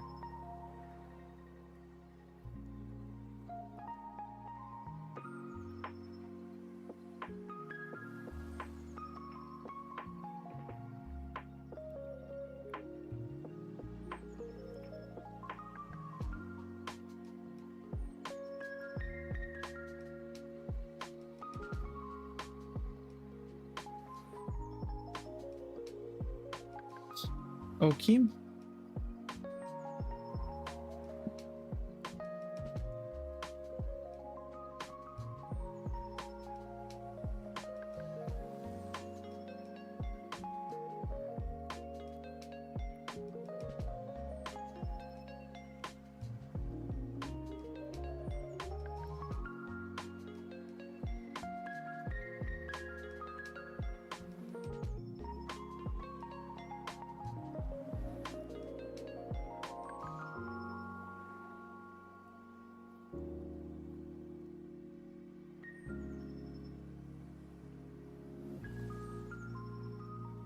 We have to keep those things open, but we can actually have like a split here, just in so it's going to generate this split that we quite often see also on the actual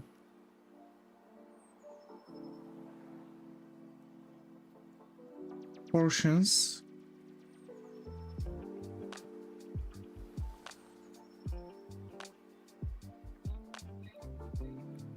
But yeah,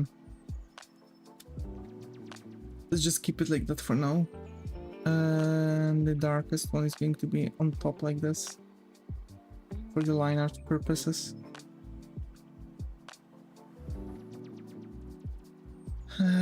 This actually may go here.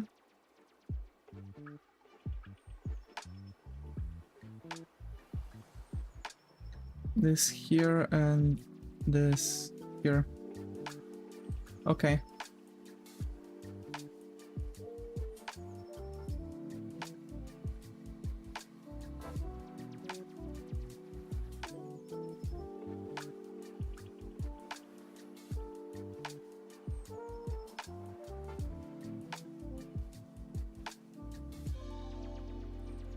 I'm still trying to figure out the style itself.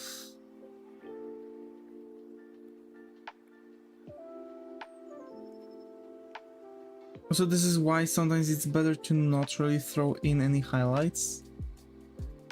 Like for example, those wooden boards would look better without the highlights. See?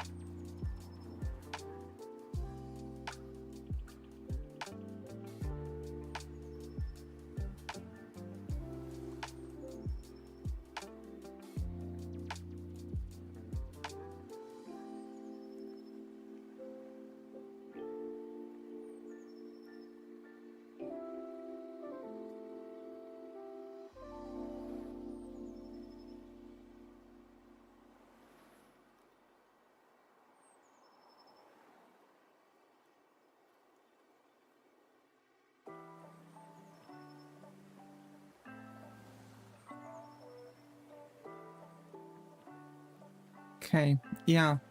Okay, looking better.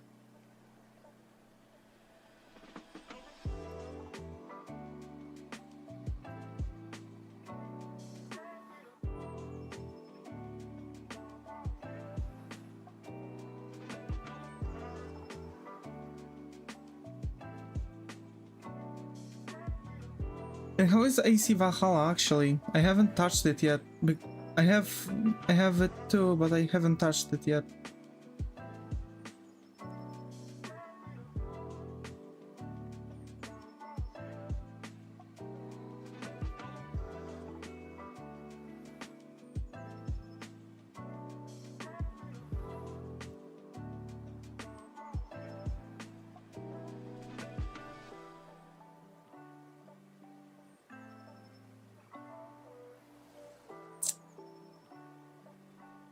Hmm.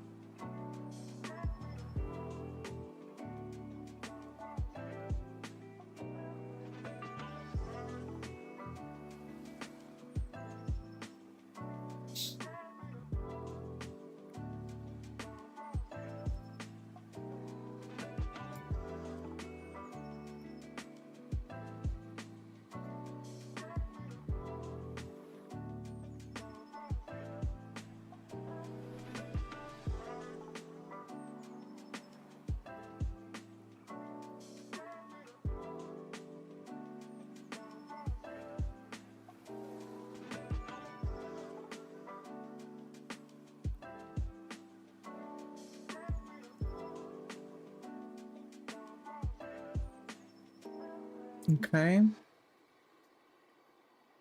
Now like this. 1, 3. Okay, and now the black. All right, so we've got it. Finally, okay. So here's the thing, it's going to be a bit more difficult to actually operate with it because it's going to be like with this style at least, right? This is more or less the style for the first floor that we are going for, but whatever. Let me show you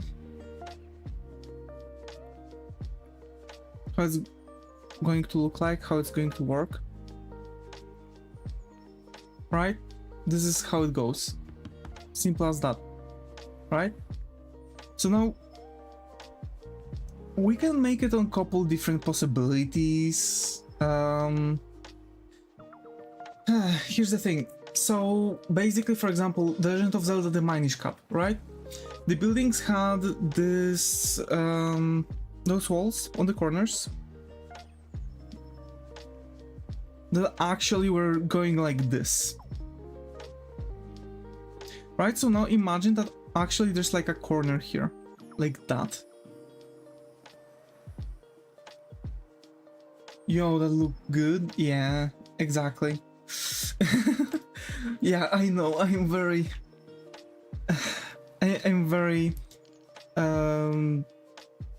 humble person. Yes. JK. Anyway, so basically this is the idea, like how exactly we want to look at it, right? Like, do we want to look at it from like what the style are we going for? The Legend of Zelda the Minish Cap, or maybe something else? It all depends on, well, what we are going to go for. Actually, there's no much time to use.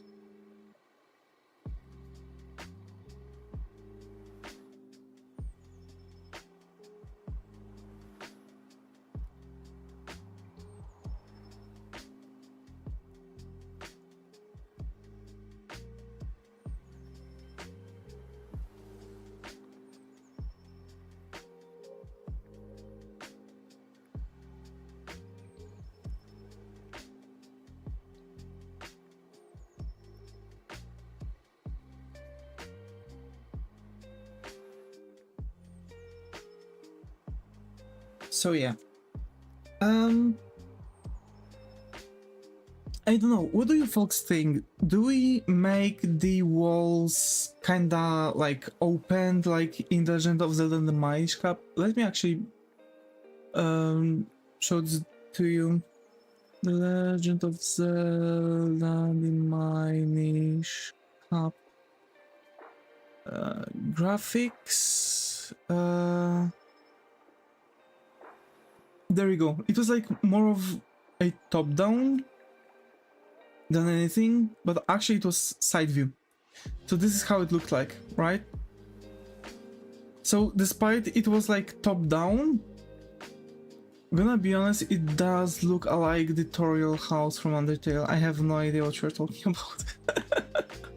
But yeah, this is actually how the Legend of Zelda the Minish Cap thing styled interiors look like.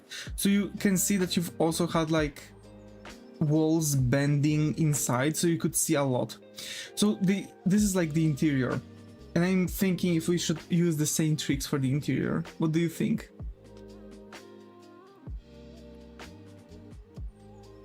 Also, I hate that one. I hate that this one is, yeah, 1 pixel longer.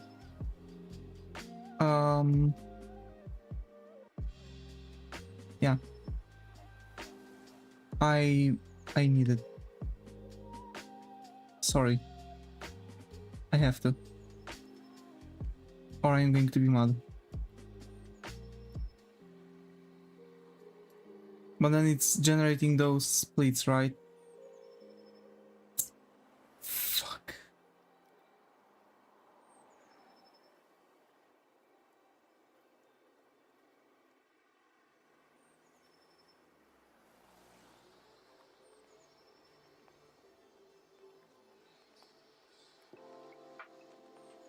Okay, never mind. We'll have to live with it. I'm gonna be honest, it does look like a like the tutorial house from Undertale. I mean, possible. It depends what like color palette, etc. also used. So, whatever. And yeah, what do you think? Do we go for it like that, or do we actually tackle the other side at this point?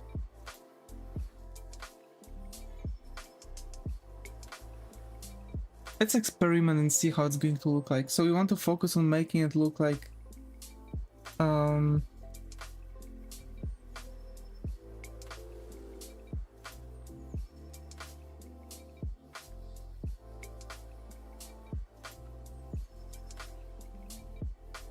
that.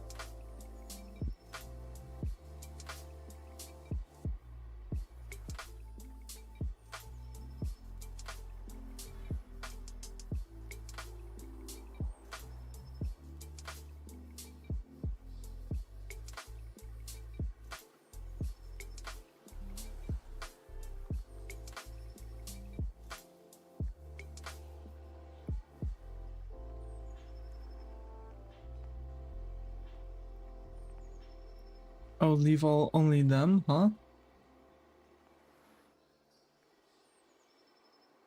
Am I reading this right?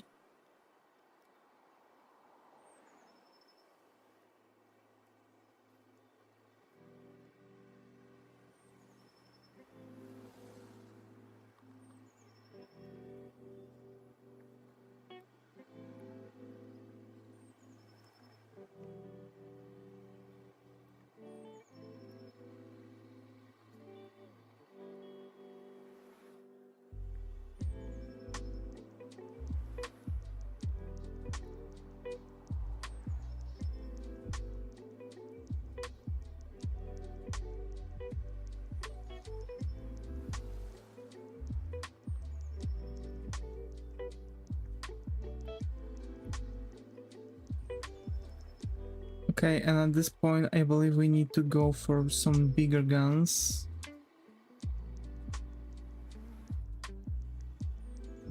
And go like that. And let's see how it's going to look like. I mean, it doesn't look bad, right? It actually doesn't look bad. That's crazy.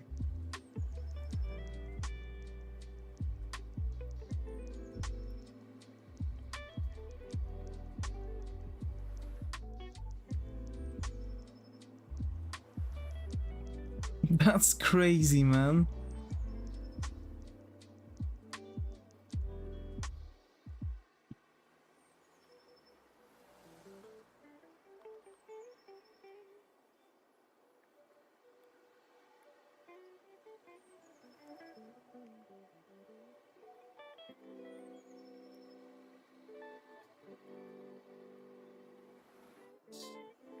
But that makes me question now one thing.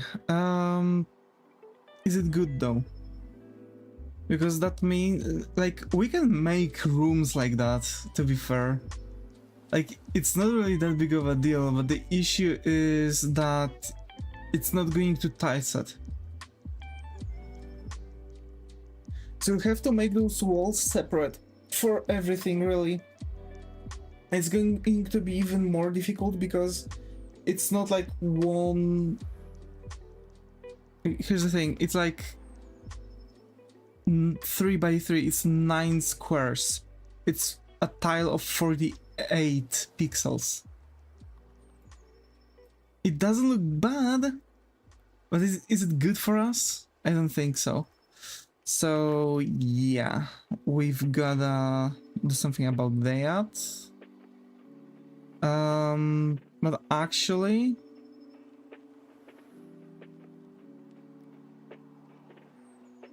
this is how the thing looks like, or how this thing should look like. We should have access to everything, really. Okay.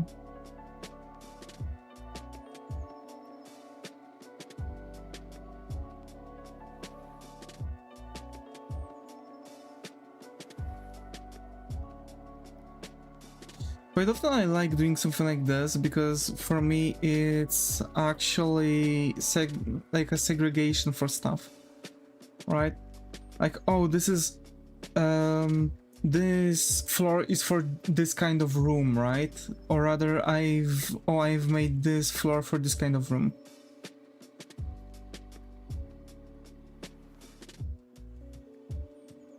Because that is not bad. The issue would be, for example, like adding doors and other things, because of course doors would also have to be placed in this kind of view. So I would prefer having like typical side, like top-down view. But still, like, I might leave it for your vote.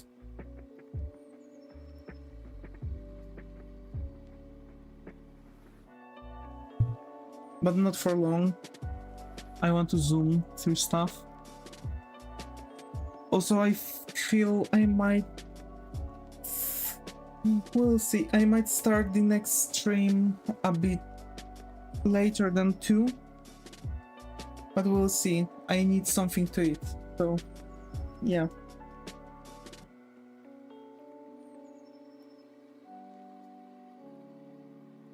For me, it's a bit goofy. I don't know this.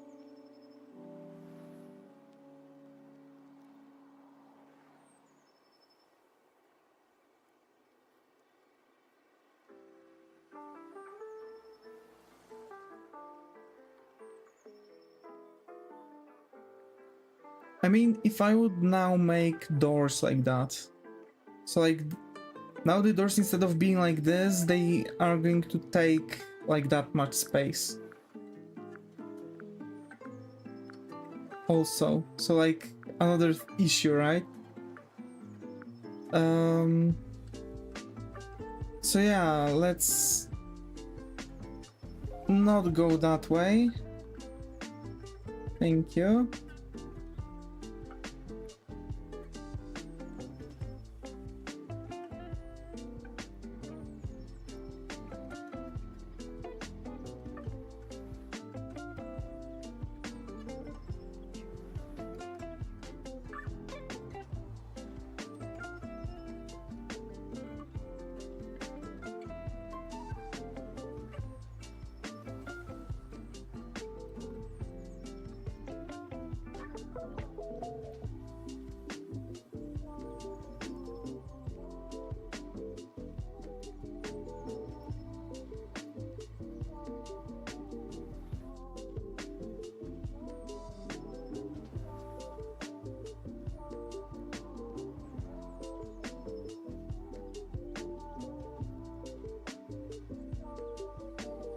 Yeah, this is how it's going to look like at this point.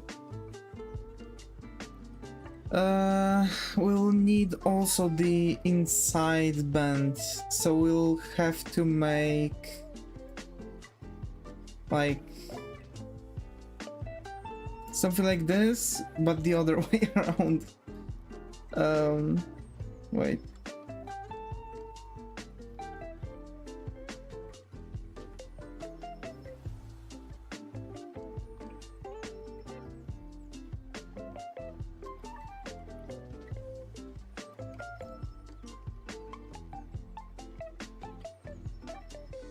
Like this.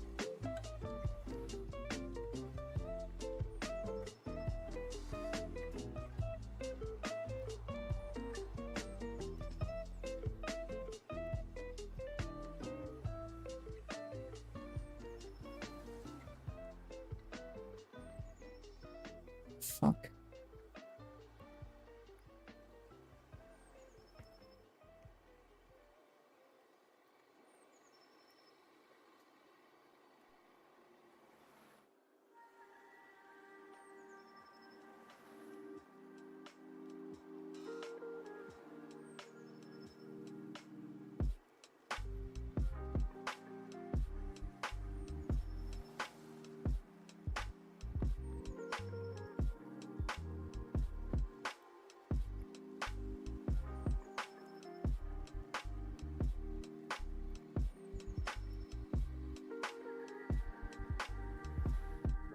Wait.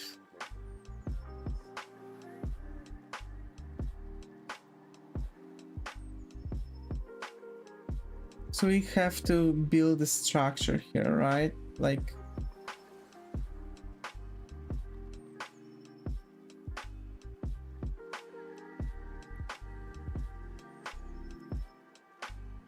yeah, this is what I was scared of. Okay, let's copy and see what else we can do here. Like how it's going to look like differently. Like, okay, whatever. We're going to make it the good old other way.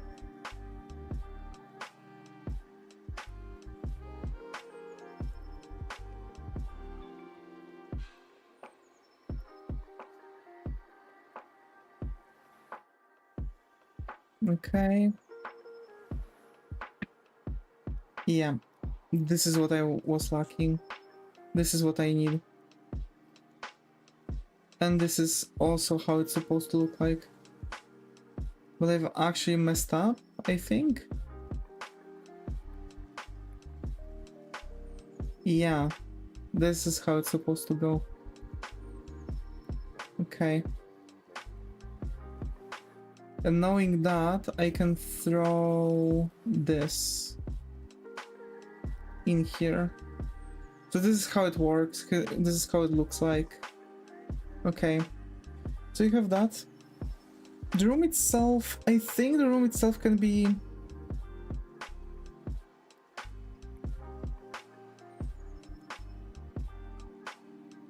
shorter like this.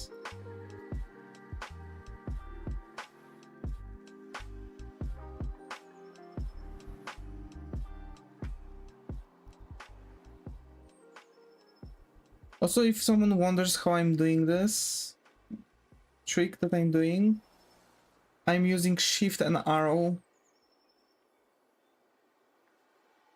And it's dropping the thing by whole square, by whole tile. So yeah, I don't want to have a big room here, and I think I might want to have a bigger room for Auntie. So yeah, this is how it works. This is actually how it looks like, how the general view on the tileset kind of looks like. I mean, this should be like that. And that should go like this, actually. Because you have one per piece. Over here in the middle, there would be quite often something like that.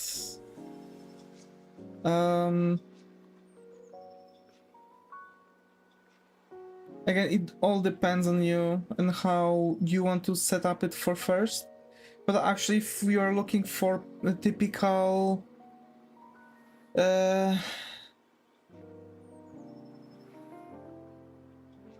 how's it called now?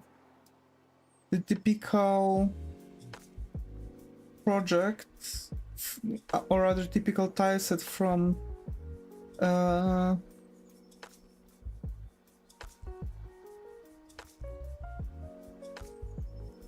RPG Maker. This is actually how it looks like.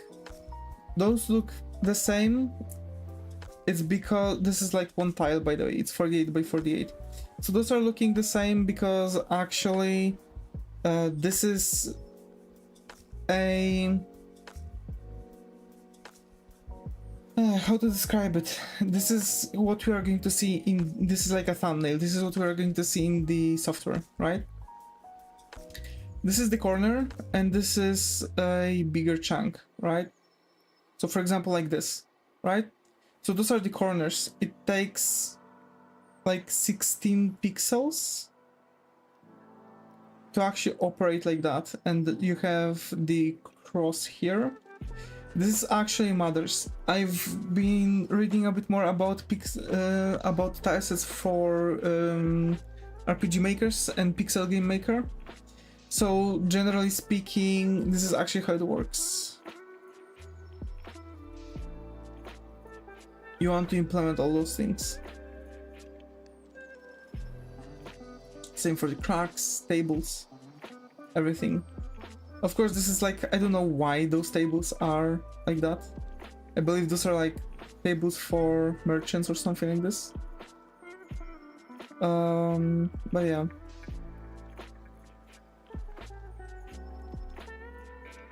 And this is actually what we are doing right now. So this is the thumbnail. Those are the so actually all of that's supposed to be like inverted. So we can actually do it. Let's say we're preparing it for RPG Maker, right? So this is what we are going to use.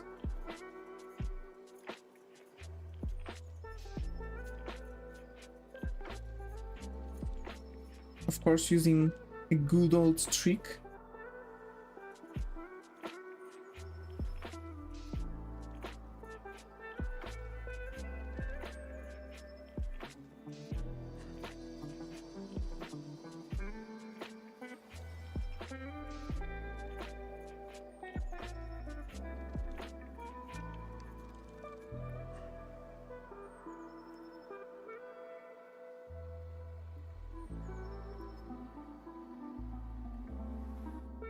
And actually, a lot of people would wonder if this is actually necessary. Yes, it is. Unfortunately, this is necessary because, for example, let's say we are targeting it, right? We are targeting this to be like that, generally speaking. So we want the RPG Maker, tileset for RPG Maker. We want the tileset like this. Of course, if we would be making game in, let's say, Godot, the tilesets are going to change. This is something that has to be said. The tilesets for Godot have to be different than tilesets for other engines, right? I believe it's a bit logical, but you know, you never know. I mean, you never know. What am I saying even? You just simply don't know when certain part is going to be needed. That's what I wanted to say. So yeah. Now you can see me using one trick. Another one actually. I just want a nice symbolic thingy going on here. There we go. This is the thumbnail. This is what we are going to see in the software. Also, this is not necessary because it's like, you know, still half and half. So those are not necessary. Those are going to be generated by the software itself. You can just see for yourself, like this is what it's going to be used for. And underneath we have like walls, like yeah, we have the middle wall and we have the sides of the wall. So as if it's like rotating inside or rotating outside. So actually over here I would want to make like how it would look like from that perspective, right? So for example, over here there would be something like this.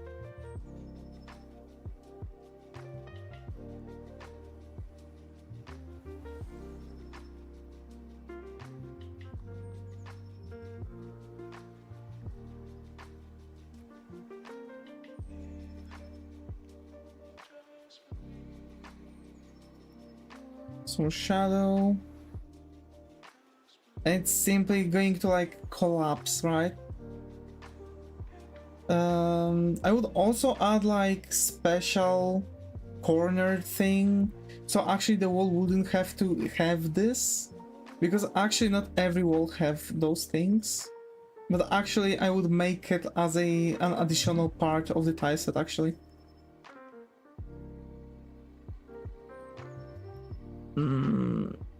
17. Cool.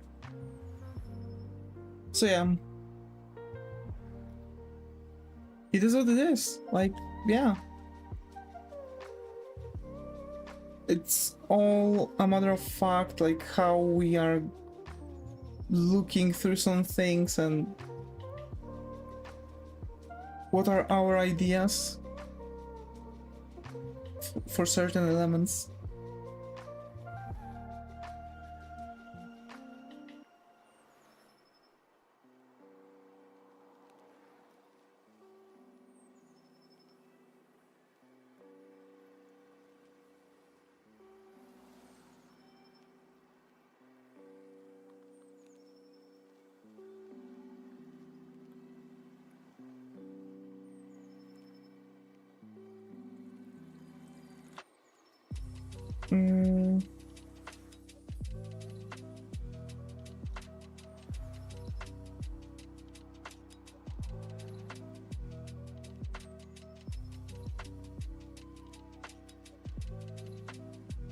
Actually, they're also actually, yeah.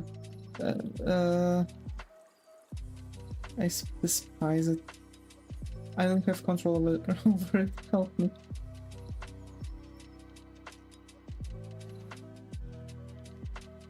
be fair, making maps with tile sets like this in a separate is easy when you... What's happening?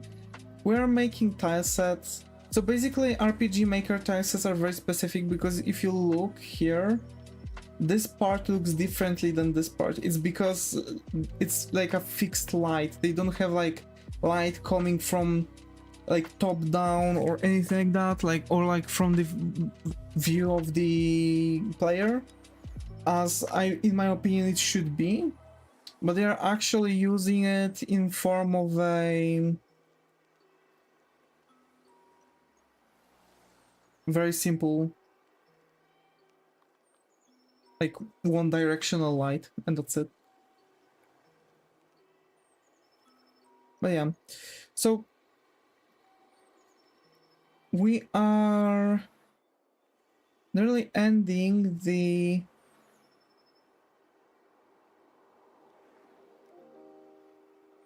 sprites here.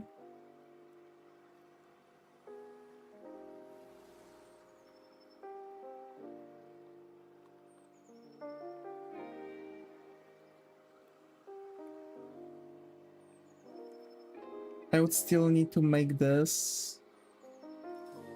So yeah, it's kind of like what I've shown, like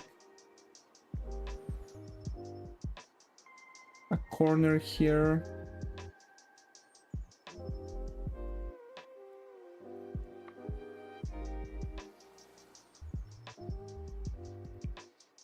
Corner here. Oh wait, wait, actually, those are wrong. Those are all wrong. I don't know how did this happen. But yeah, anyway. So, generally we are making sprites, we are making tile sets.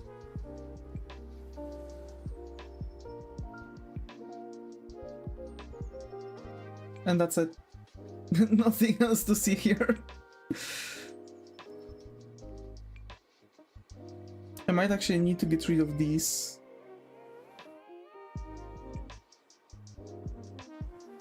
But yeah, we'll see. Of course I'm making it for RPG Maker for now. I do have to figure out how do I want to make it for other things. So actually it's like about the Unity, right? Can you remind me how does it look like now with the revenue stuff? Because I still see like 100,000 for the yearly revenue, which is just 20,000 copies of $5 worth of game.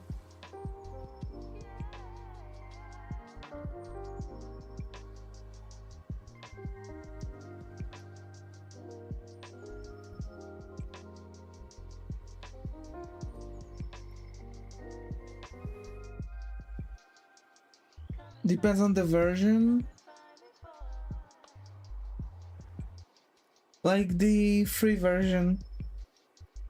The personal one or hot beast? Yeah, personal one.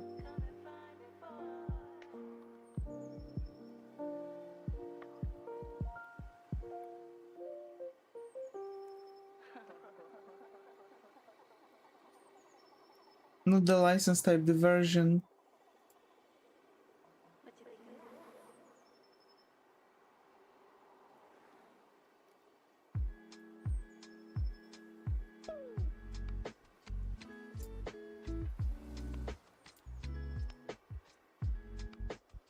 (2022) 3 for the F1.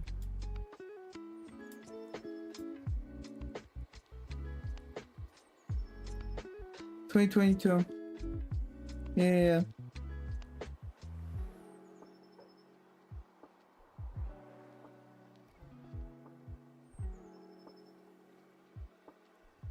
Okay, so what does it give us? It gives us a room.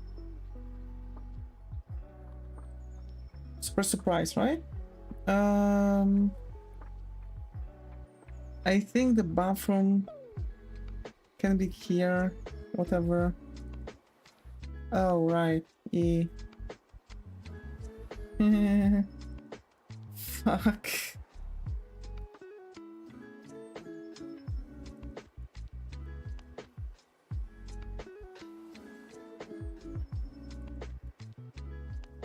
The runtime fee does not apply to 2022 LTS. Wait, what?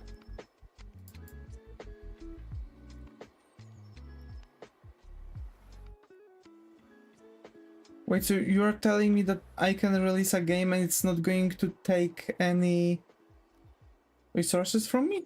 They're not going to demand me to start paying them after certain thing? After certain fee? Fuck, after certain amount of time? Better, I think.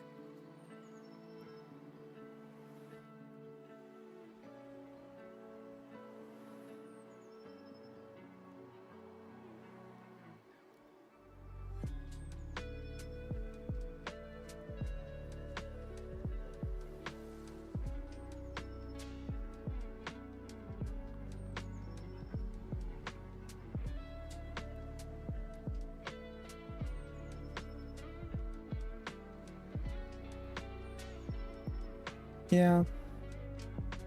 Okay, so if I cross...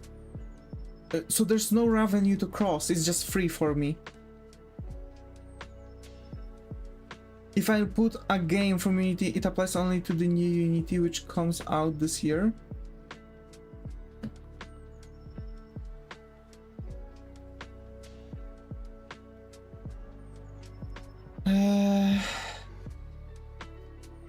Okay, but like, there's still a... Oh wait, yeah, so there's still like revenue that I have to pay, right? If I cross the revenue with X, there might be 100k limit for personal. Can I, like, not... Can I make it just so they won't demand any money for me? But like something that won't really, like, also won't influence me at all financially.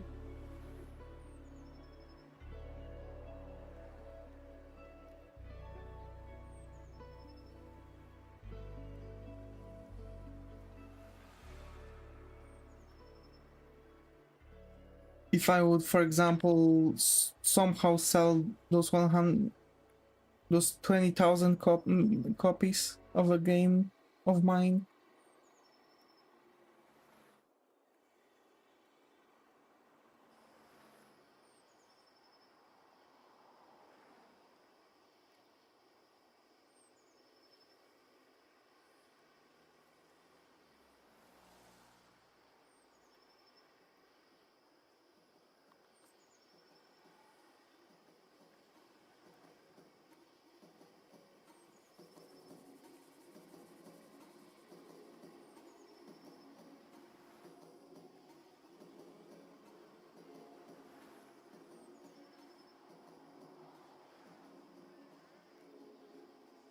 If you make 100k USD on a game, I don't think you will be concerned with upgrading to Pro and paying the monthly Unity license. What if I won't have money anyway?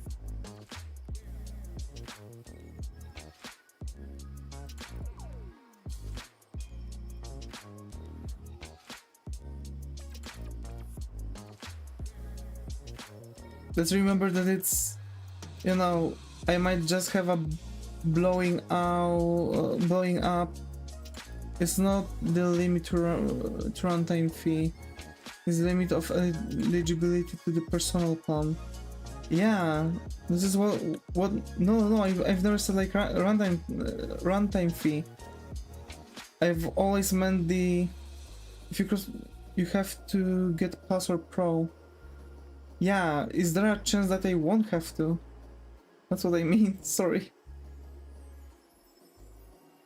I don't like the idea that I have to be forced to do something like that.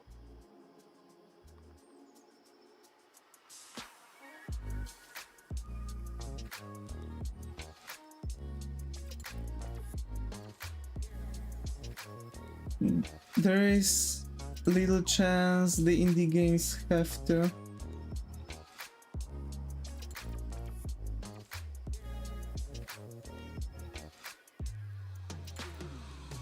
Fuck.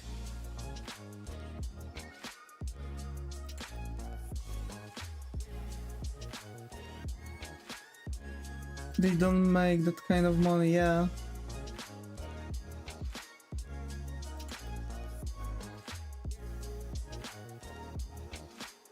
Exactly, like, quite often it's just, you know, moment where an indie game blows up just because, for example, some YouTuber or Vtuber plays it on stream, but later on the thing dies out, you know what I mean?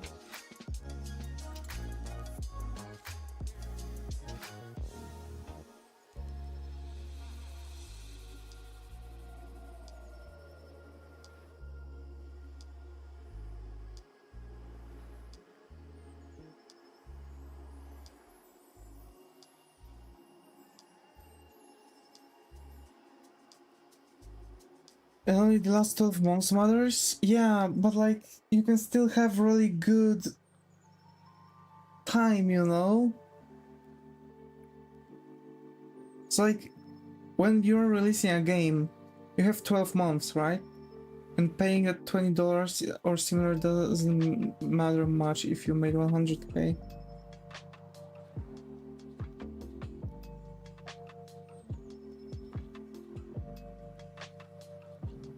But if I would make 100k on my game, I would rather actually spend it all on a home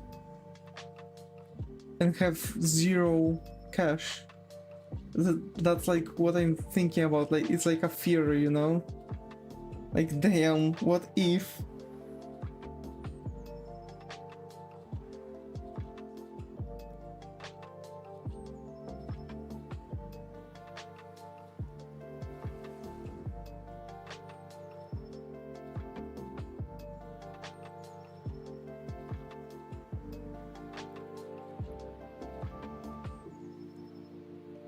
But yeah, like, I guess if, you know...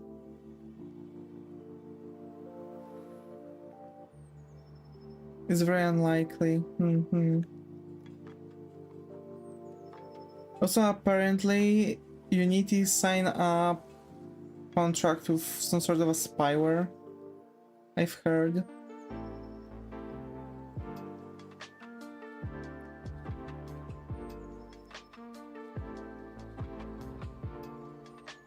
It's like becoming a big streamer accidentally, yeah.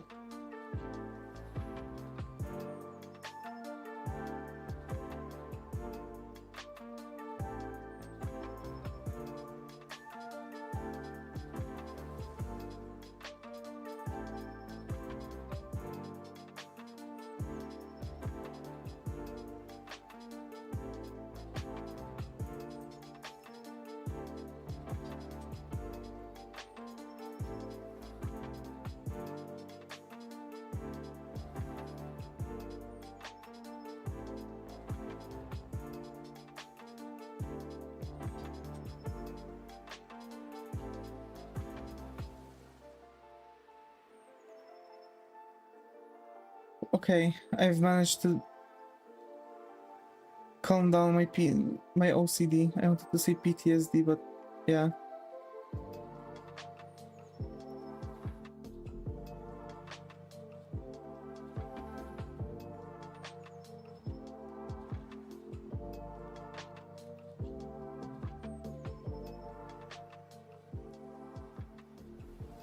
I think I might actually need to do it like that.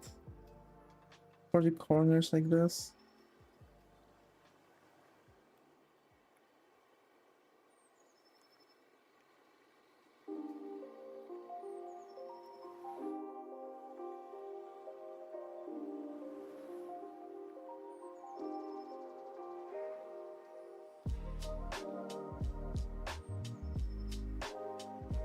Okay, it's not bad. It kind of makes me want to vomit, but okay.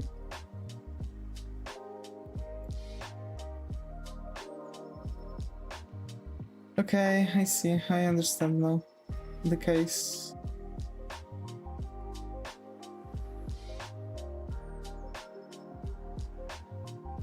To be fair, I'm shocked. Just look how much we've done with the Tileset Tileset already.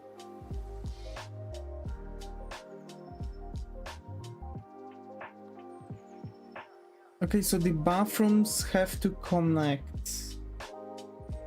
So I'm thinking the auntie's bathroom is going to be like here. I think if I make it like that, it won't be a big deal.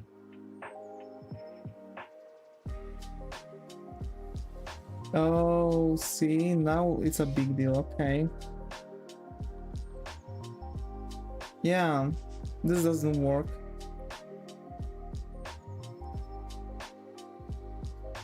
How did that happen? That's not how it's supposed to look like.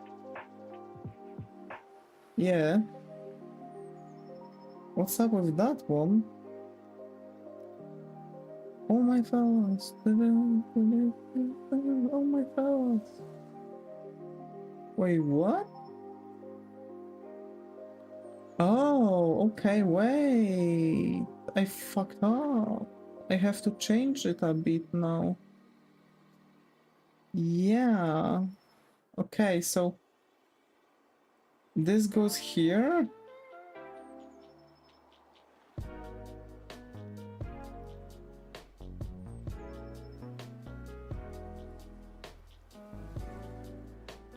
Okay. Now.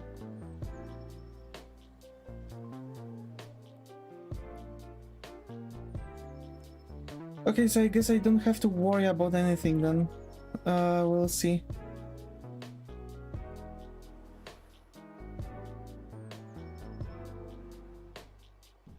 There's going to be a wall here, so that's that.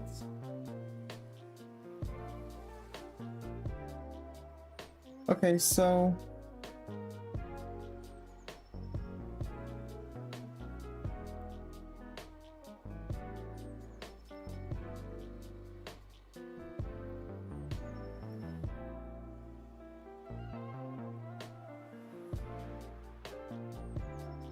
I am thinking about making it like that, more or less.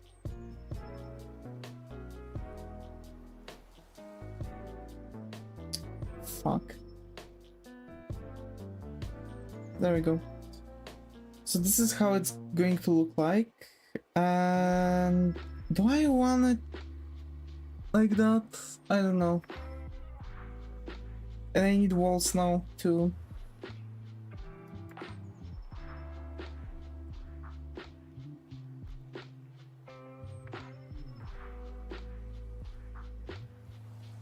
Okay.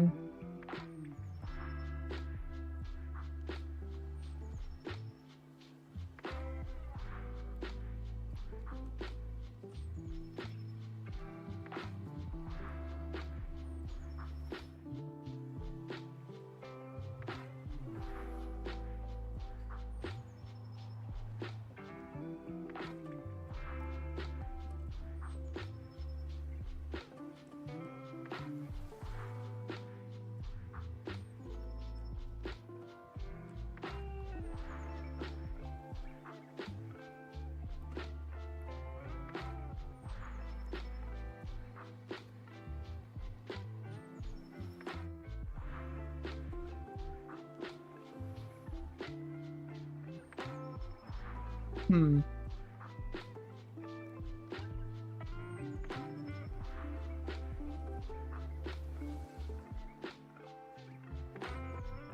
Mm-hmm.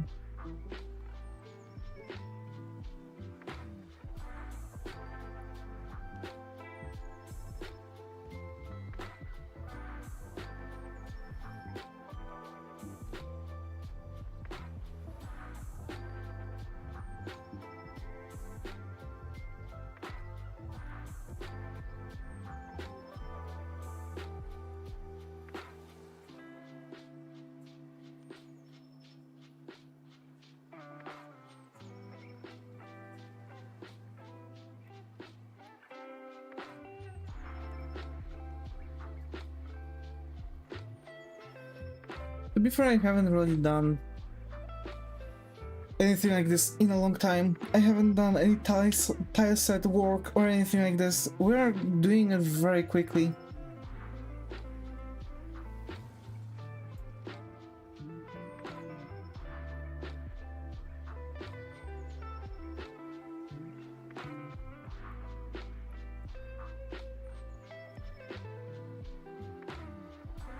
We gotta remember about this whole thing.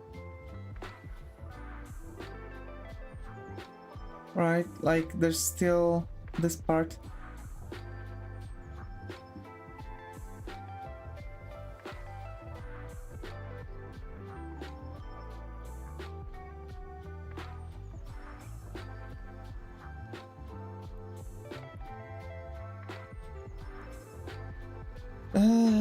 How does that look like though?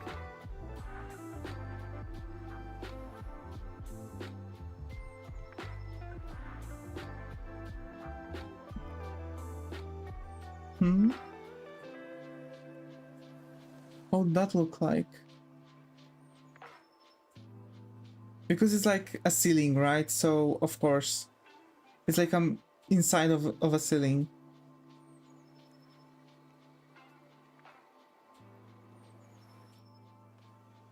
Do you think it should look the same here?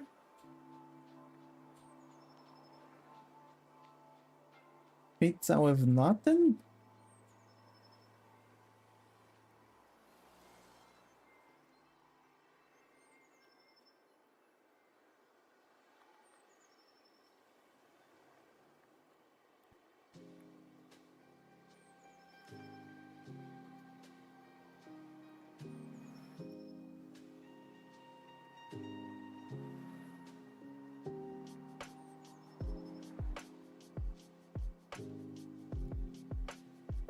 I might think of it being like more sterile.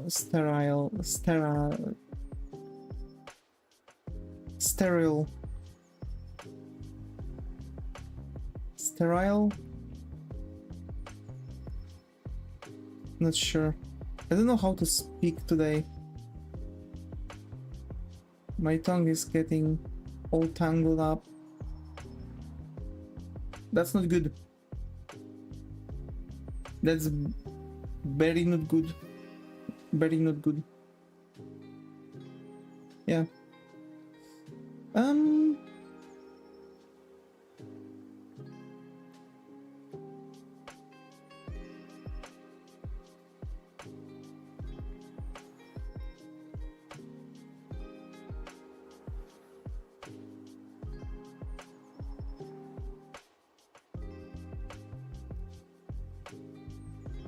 Okay.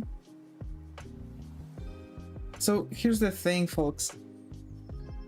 I am actually going to still do my best to replicate so much of it, of what we are doing, right?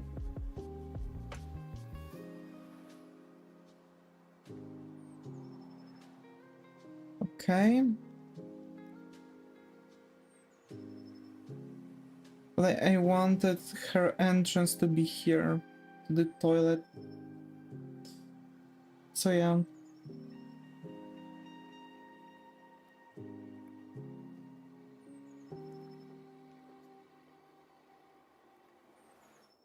Also sorry if it's not really amusing. Making sprites like this is actually quite boring, if I would have to say so myself. But if you're very interested in like game dev and stuff, it does help you a little bit to watch, for example, streams from something like this. That I can tell you from experience. You're learning a lot of like different techniques and shit. And you can generally see like already how the thing is going to be set up.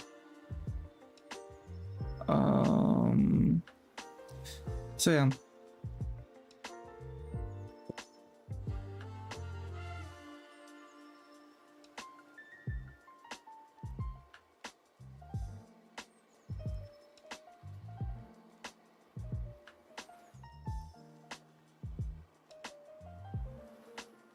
there will be doors then here that will be available for animation. I want this kind of doubled, even tripled.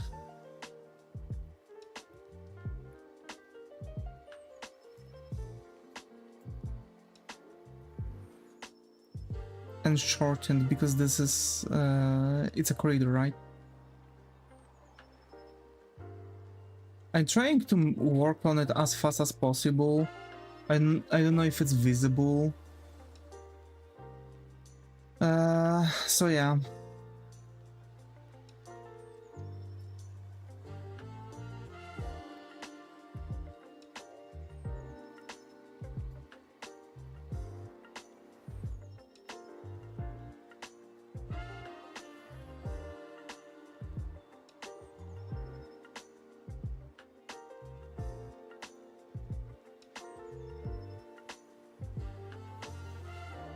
One, two, three, four.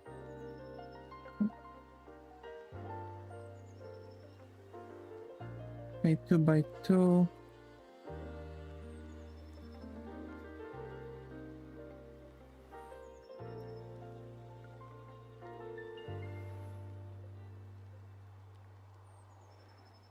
Okay. So that's that. Do we need anything else here? I'm not sure actually. Wait, I want entrance to the Auntie's room be somewhere here. Let me see. Yeah, because over here there's going to be also entrance to the other room, so maybe even like here. And there's going to be another entrance like here. Let's change those things just so it wouldn't be so jumbled up. Yeah, that makes sense. Wait, there we go. And this comes here. This is actually how you're making tile sets. So I'm now kind of generating how the building is going to look like. I'm thinking actually about making Auntie's room a bit smaller too. Like by 2 pixels like this.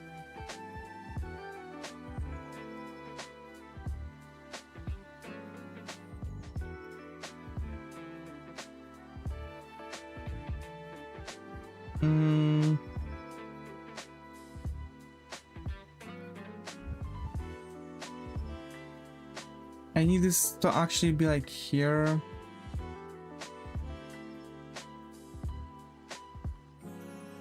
And I need a wall here. Yeah. No. Yeah, no, wait.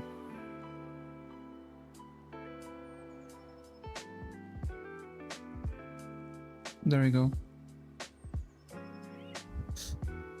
Because I want this to be like very small, actually.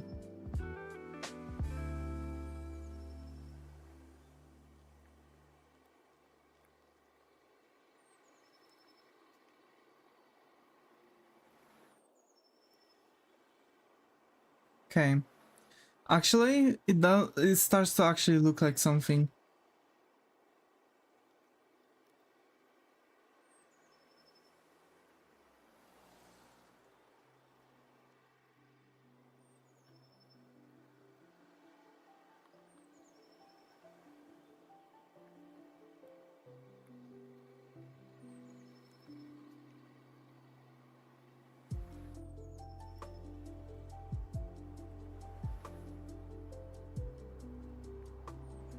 You put together the map in ASAP, right? Yes. Because it's helping me in generating the tileset itself. After that, you can see that I'm cutting things on the side here. So after that, I'm just kind of doing quick assembly on different file. and throwing it, let's say, into other things. It's generally by just for looking if everything is all right. Is it kind of double work?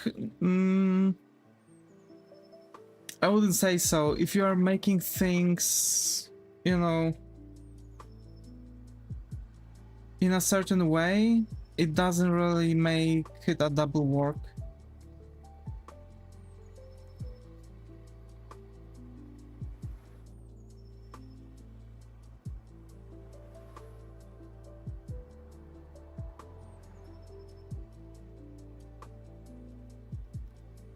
But now I kinda made the this room a bit too small, didn't I?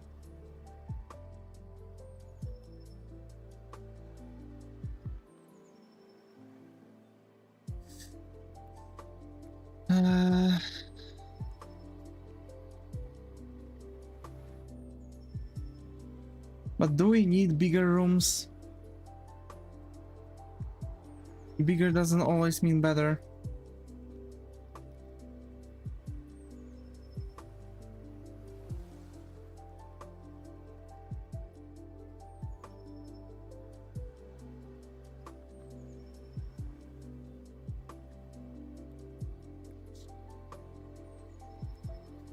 Because here's the thing, for one, I kinda plan out how things are going to look like here, and two, I have a bit better control over what the things are going to be. It helps me to visualize things, you know? So for example, I know how big the item's supposed to be, like, oh, how big this bookshelf's supposed to be, etc., without throwing it into software just for checking, you know, because in my case I do need to check those things almost constantly because I'm always like losing track of time. And the thing is that if I'm actually looking into it this way, into it like that, it does help me to actually do it like, oh, it's a one-time job and that's it, because it is actually. It's just one-time job. I'm throwing everything into one bigger map, right? I can see like all of the things, how they are going to look like, and I can just then throw them into separate into a separate thing as a tileset, basically. I am thinking about making it just so it's going to be interior A1, 2, 3, etc. Just to make it kind of working with RPG Maker. It feels easier to me to just match real measurement units to pixel count. I mean, it's for you.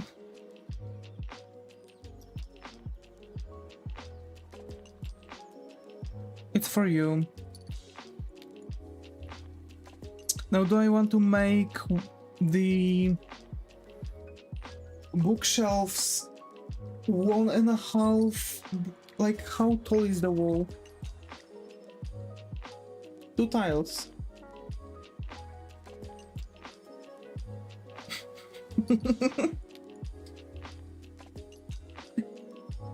So here's the question: do I want to change things around the bathroom, or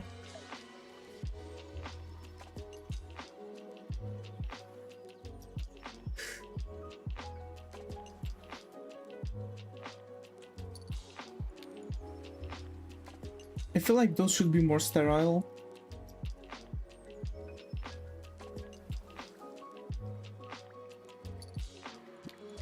Like this.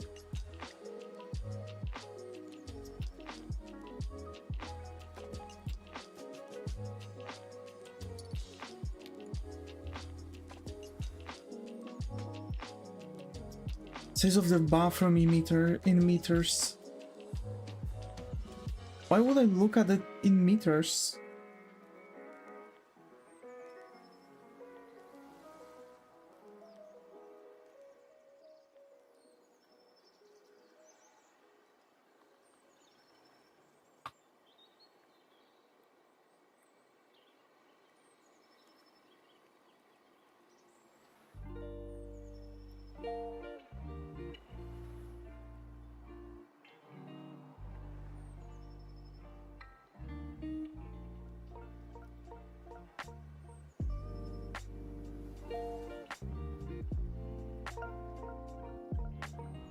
It has to plan ahead stuff you want to fit in it.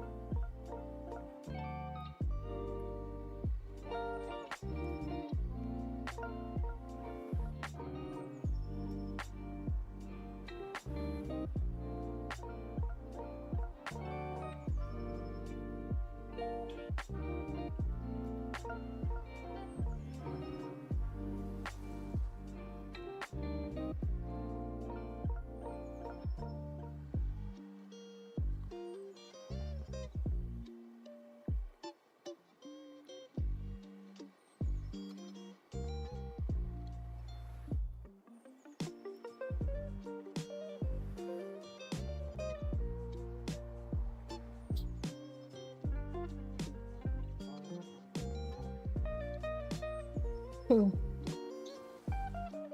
That's interesting, actually. But like, to be fair, I've never really looked at it this way. I don't think it's actually necessary. You can still make a tileset without really taking into the consideration stuff like this.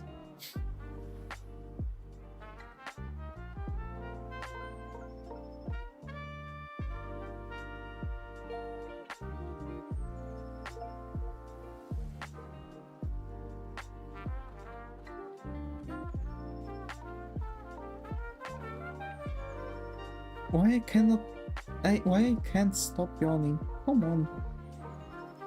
You know nothing.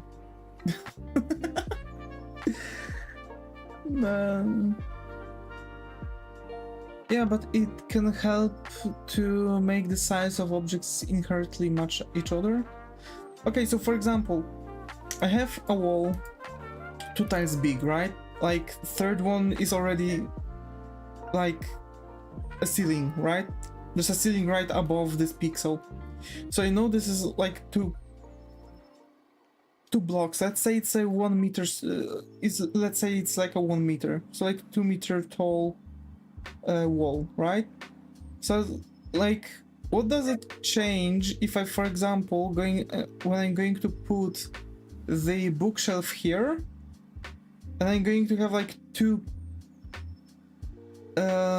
tiles of a bookshelf. It's going to look like this. So there's going to be still part here. I can also make it like 3.5 blocks tall. It actually depends on stuff. There are like even bigger, you know, things like that. So here's the question: like, what does it like involve?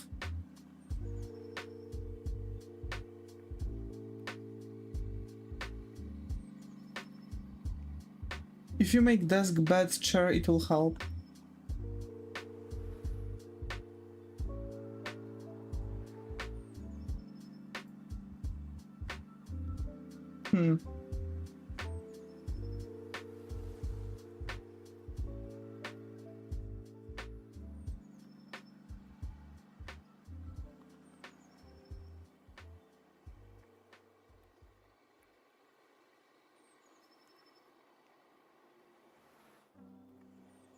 Size of bookshelves are less fixed.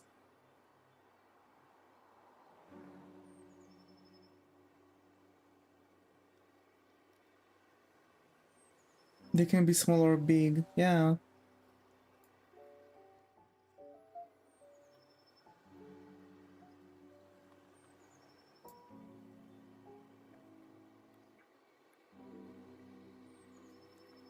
But a bed must be a size where the character fits. Same with desk or chair.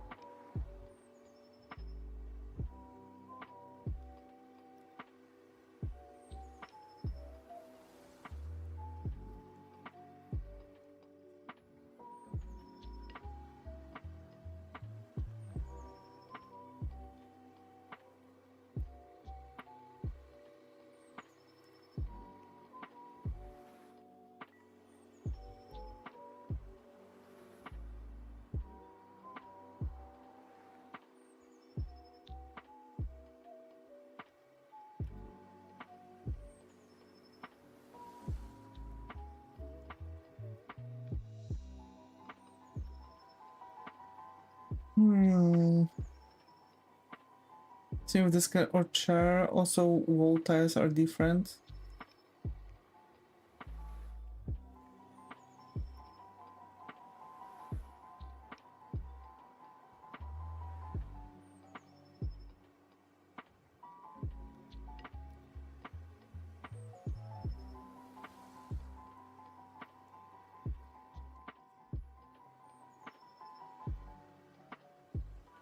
Since it has different perspective, and I assume it's not at 45°. What do you mean? They are different. They're the same.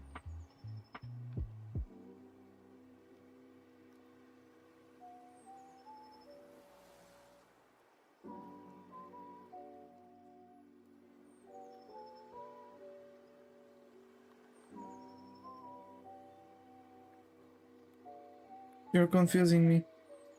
I don't like it.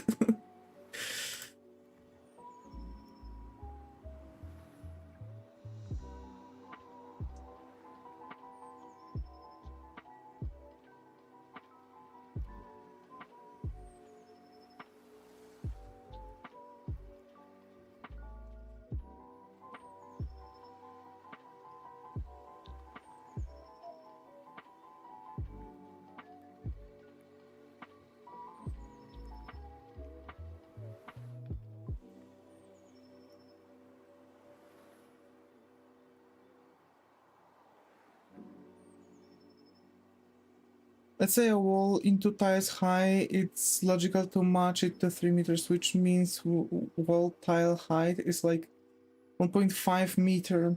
But floor is in a different angle, so all floor tile depth is not necessarily 1.5 meter.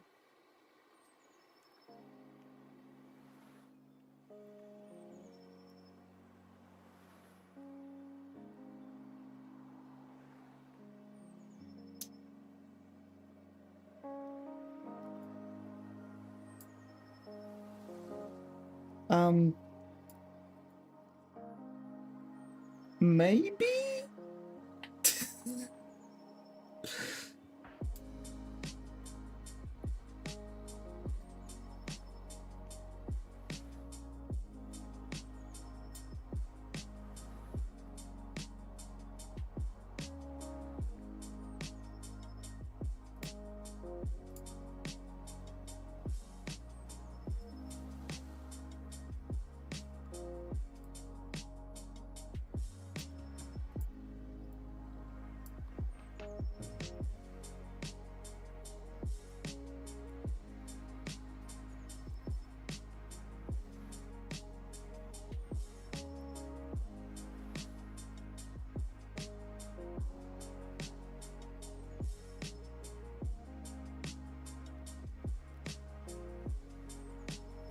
To be fair, again, it's going to be like very difficult to do it if I've never really made measurements like that for it.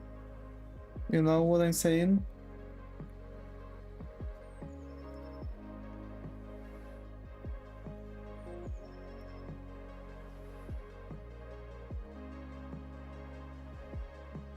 No.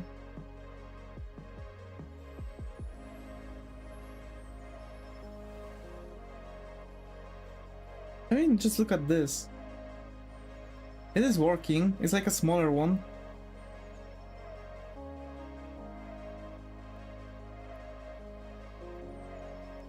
And I can even make it taller.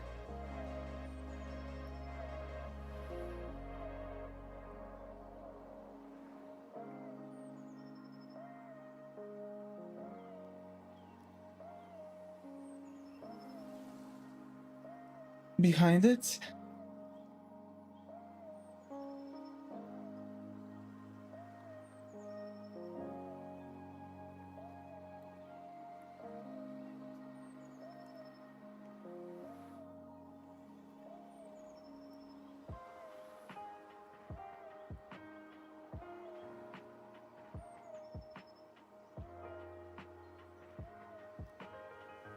Okay.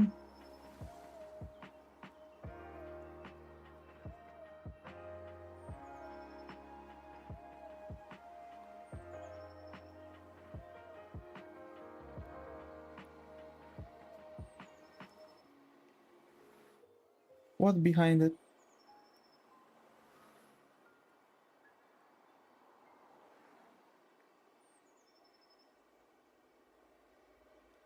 And here you have even like making the bottom tile a half tile, then it doesn't have to be a full tile depth shelf.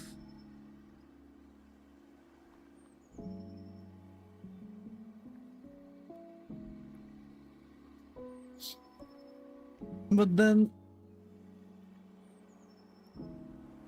here's the thing, it's a good logic, but the issue is that I do also make it customized for RPG Maker. In RPG Maker it has to be full tile. Because in RPG Maker you don't have, like, now it looks like they have different perspectives. No, they don't. This one is taller than this one. I can try to erase this part.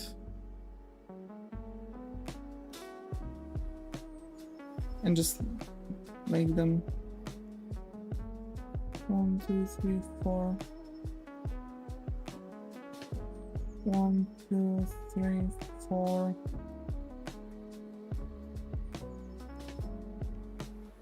One, 2, 3, 4. You have 1, 2, 3, 4, 5, 6. 1, 2, 3. 1, 2, 3, 4, 5.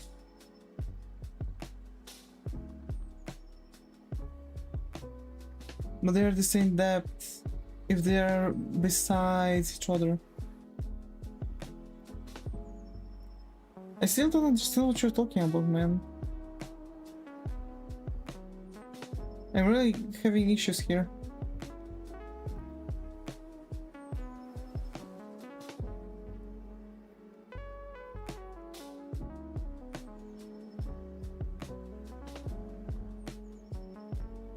It's just as simple as that.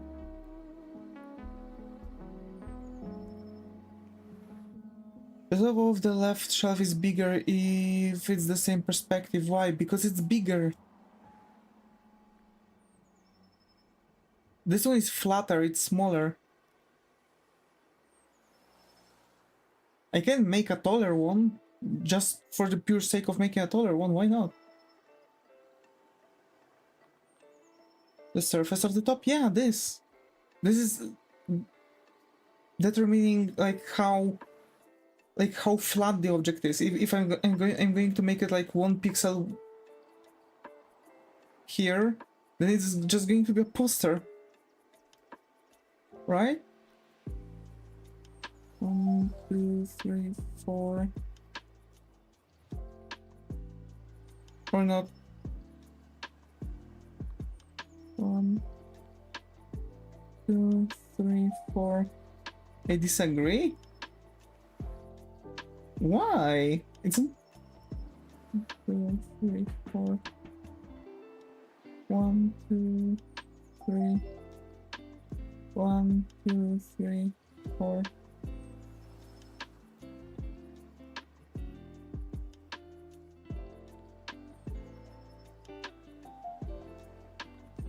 Okay.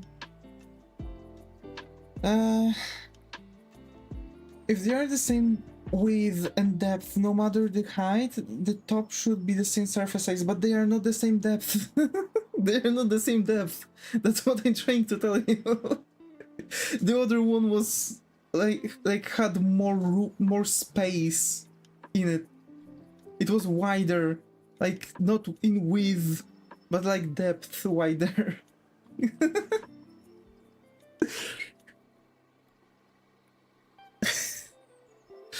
Look, if I'm going to make a bigger one with the same depth, one of them has a space between its back and the wall? No, like one of them was just...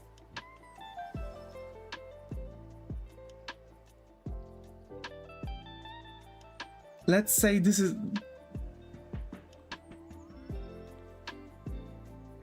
Let's say that was the first one, right? Like that one, this is that one, right? The other one was like this thick.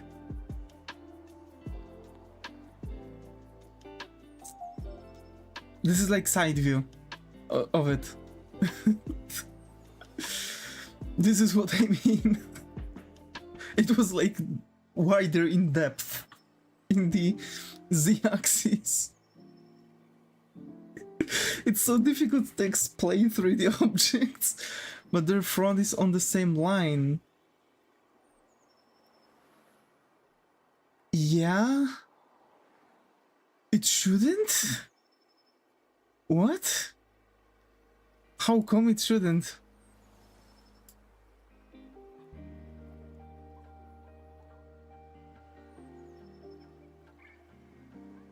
One, two, three, four. Now this is just a taller one. This but taller. If there are different depths, one of them has space between it, because they can't both touch the wall if their depth is not the same. Oh, this is what you mean.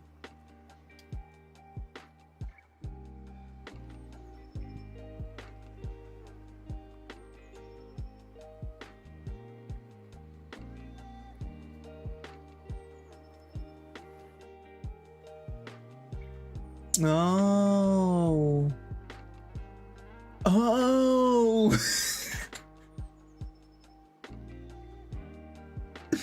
For fuck's sake. Wait, so actually to make it like this, I would have to kinda make it like that, for example.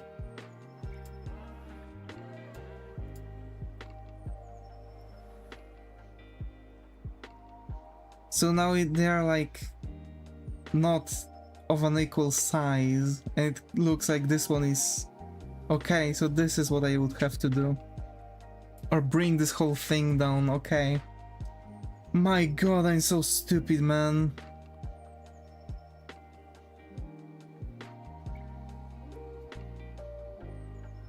I'm dumbfounded.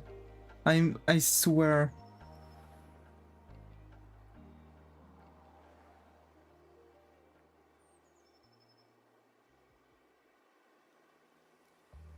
Just hit me.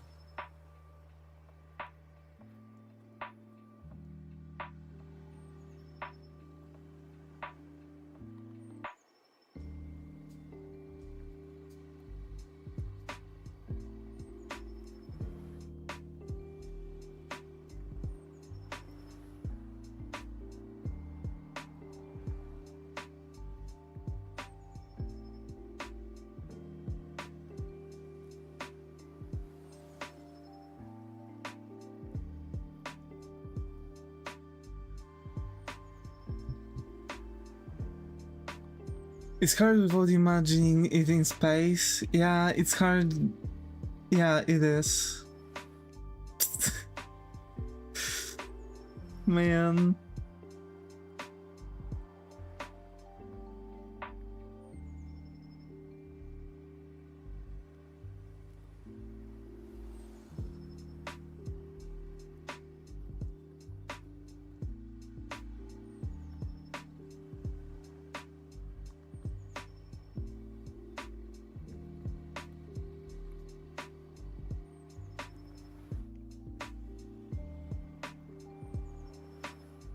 Okay. So we have like two different ones. Do you think I should make another set which is going to be a bit wider in depth? Now they look good, yeah. But do you think I should like actually make like wider in depth versions?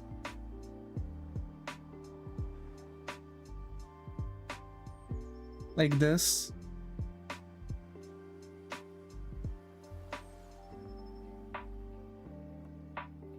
Is it worth changing?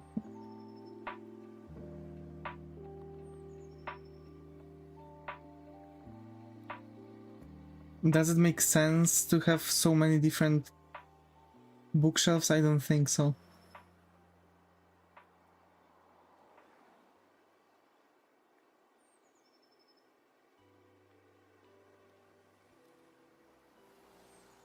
It was bad anyways. Huh?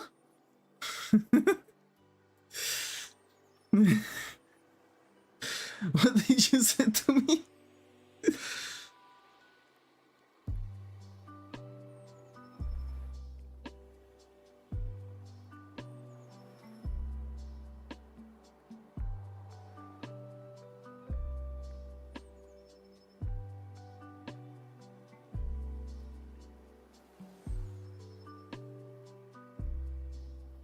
If you want to make it deeper, you have to bring the front bottom. Because it's further anyway from the wall.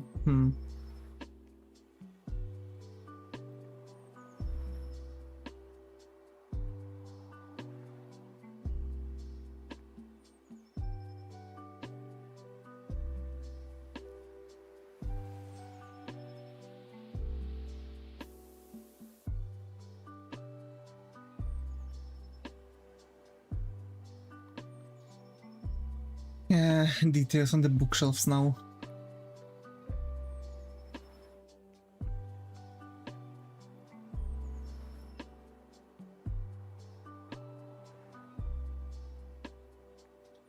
It's so fun that if I do a lot of typos, you read them correctly, but otherwise you're substituting words. I have no idea how that works, man. And I swear I'm not dyslexic. I was checked on this. I swear, actually, I was checked on being dyslexic. They've said I'm A-okay.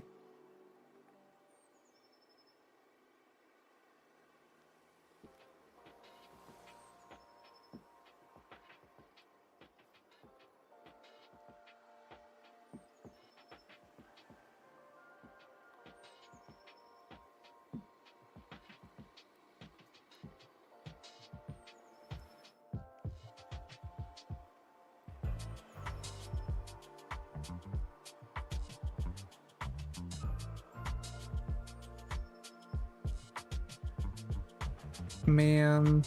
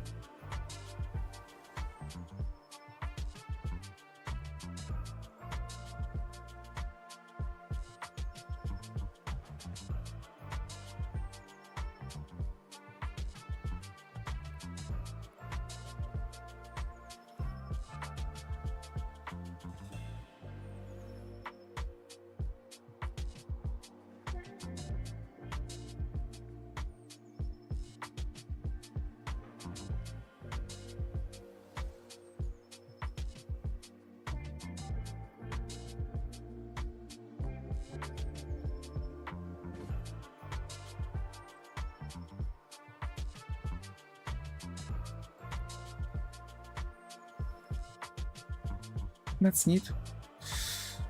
I need one more thingy here.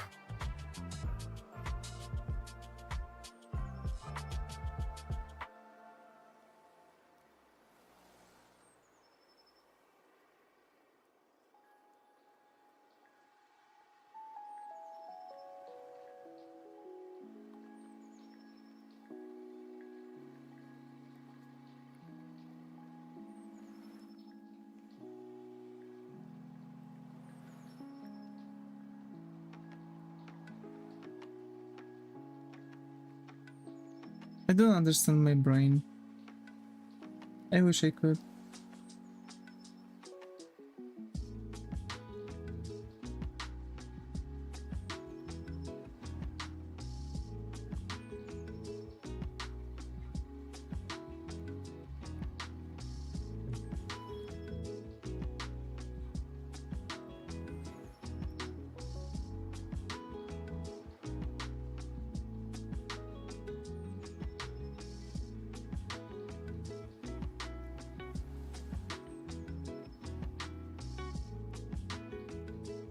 Okay, so we finished those.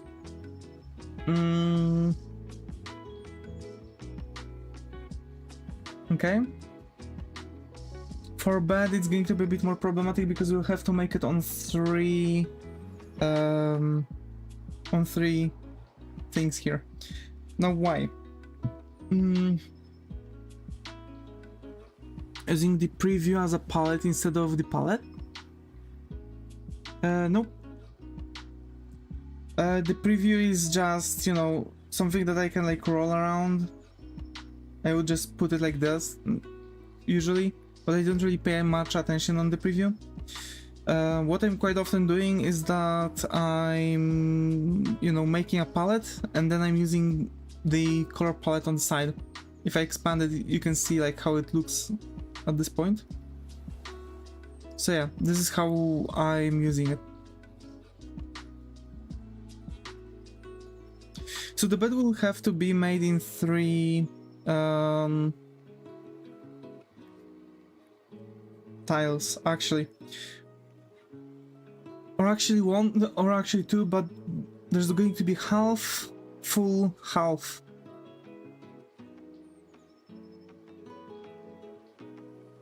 And actually we'll be working on the... we'll be working on animation also for heroes that we're going to use. Like, you know, the bed is going to be all made and stuff, but there's going to be like a base of like sleeping person, so we will be able to like change them over time, like add hairs and shit. So yeah,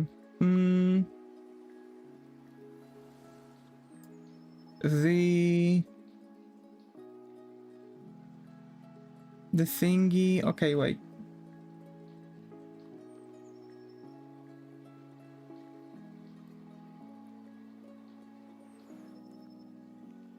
Okay, like this. I want half of it gone.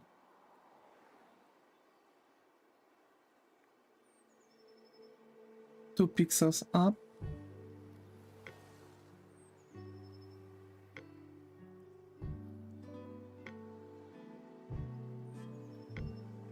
These two.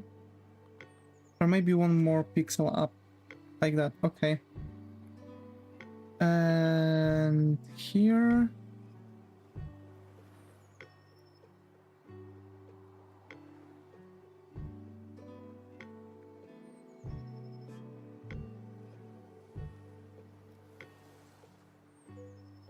Okay. So yeah, I'm just randomly doing stuff. And that's it. I don't really have much like plan going on with things.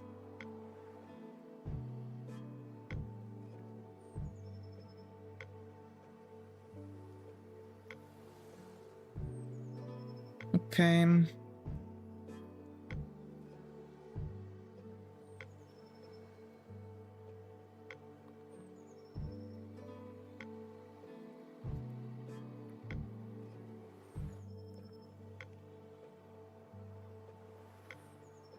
I'm holding on to 1 pixel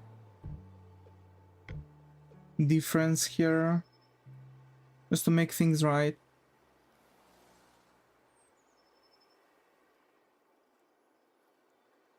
Okay. Now one of the grays.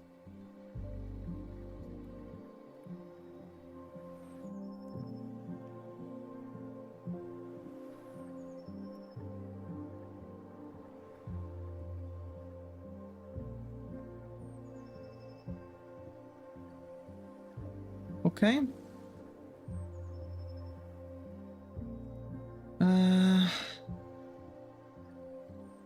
That's that. Okay, we don't have this. I want... What do I want?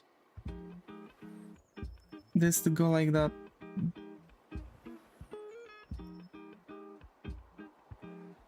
Two.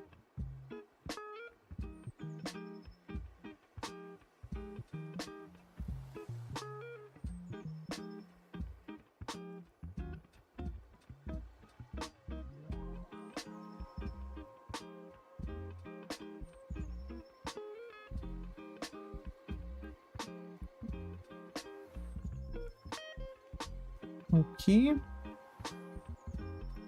Now, do we want to have like handles like that? I think so. Yeah. Okay, so this is like a handle that is like kinda inside of the wood, basically.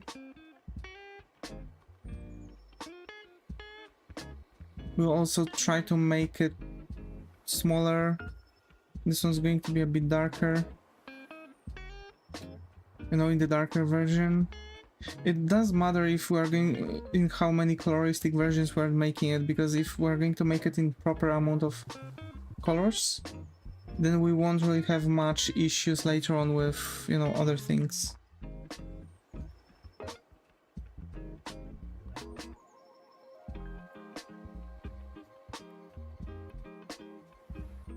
Wait.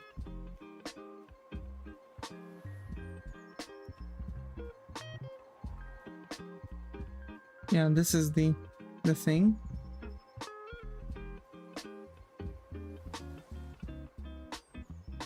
This is that.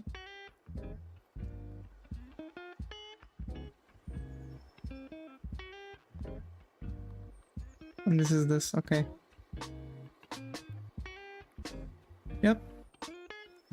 And we can now also make it in like smaller version. Both.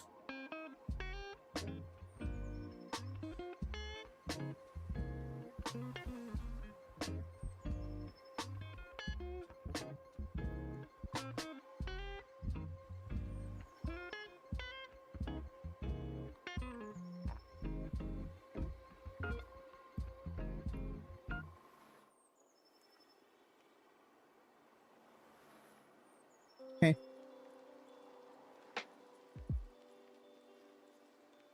This actually looks more like a locker or a pantry, so I don't think I'm going to use it. That's enough. Okay, so also the shades, because yes, I am going to use shadows right away, like this, for example. We have that. What's needed for a room? A bed, a wardrobe, bookshelf, actually a desk too, because we are going to have PCs, right? Yeah, a desk. Exactly. Maybe some carpet? Yeah, carpet might also be really good.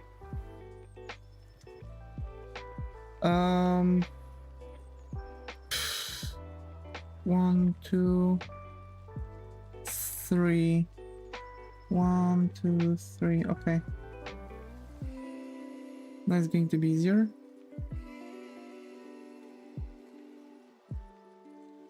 All right. And I don't know if I want to make the desk like split, actually. Because now it kind of looks like it's not a desk. This is a desk. Plus 1, 2,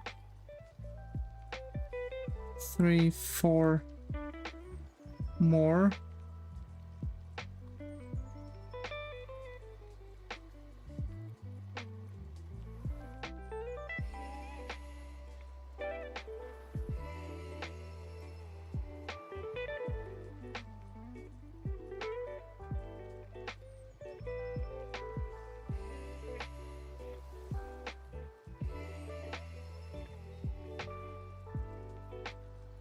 Do you plan to do any lamps, or are they hidden because they removed roof?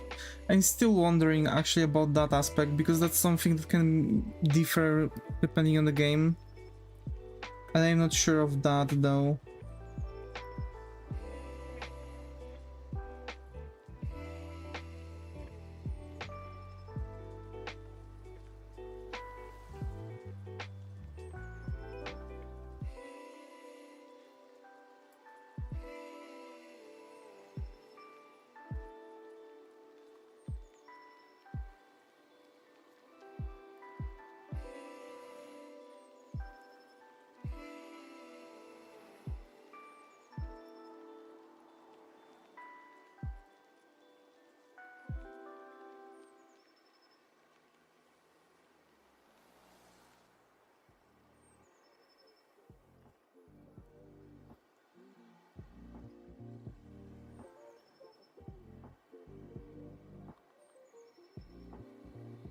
That's a huge desk.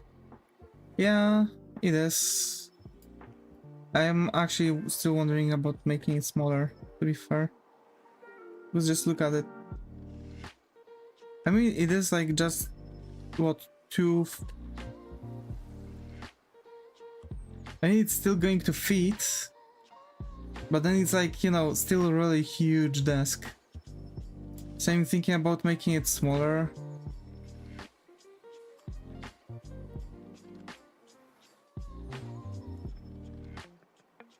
Four, maybe even dropping it by 4 and make it like half. Yeah.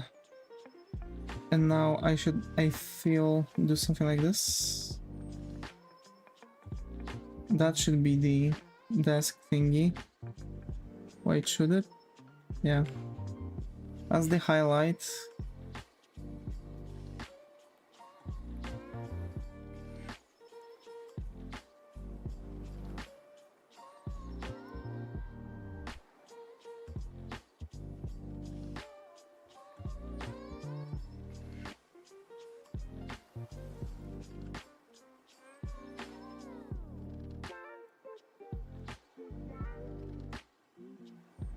It screws with my perspective. I see the top line wider than the bottom line, but I know it's the same pixel width.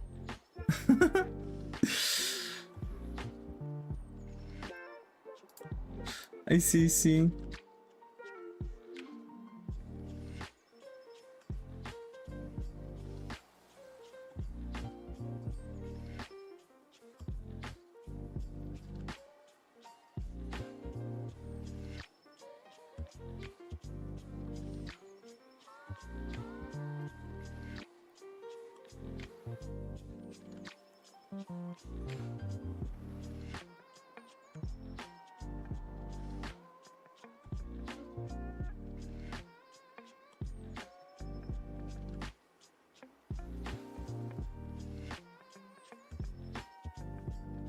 Okay, that should work.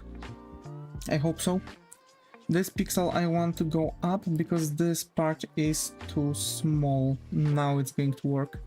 Or maybe even make it 1 pixel wider.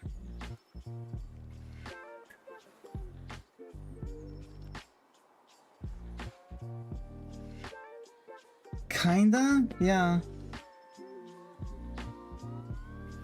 But to be fair, it kinda seems too thick.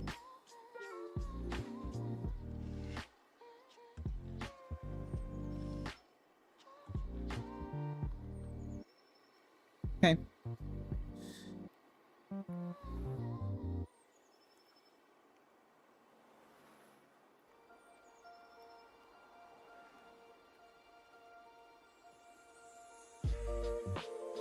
Yeah. Works well. Works well. I like it.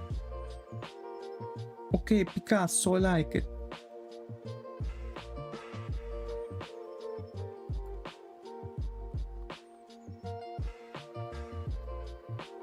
Put the shelf and the desk beside each other.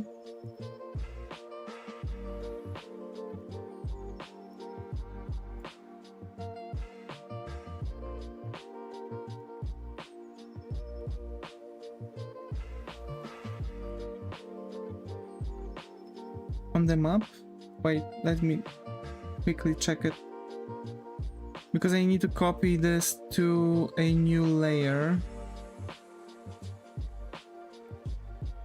And same for these things. Okay. I will tell you why. But I want to check things first. Then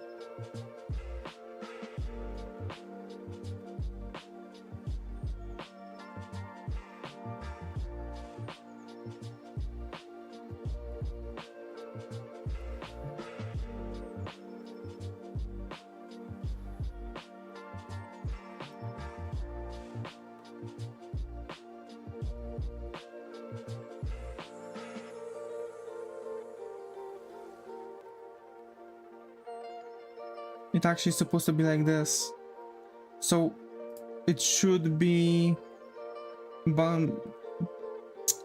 Those should be like 1, 2, 3, 4, 5, 6, 7, 8 taller.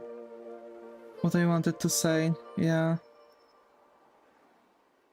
1, 2, 3, 4, 5, 6, 7, 8. But then the wardrobes are going to be up high. 1, 2, 3, 4, 5, 6, 7, 8.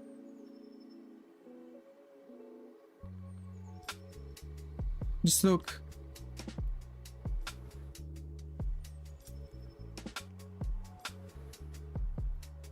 If I would put it like 1, 2, 3, 4, 5, 6, 7, 8, it's like up to the main wall, so it's too big.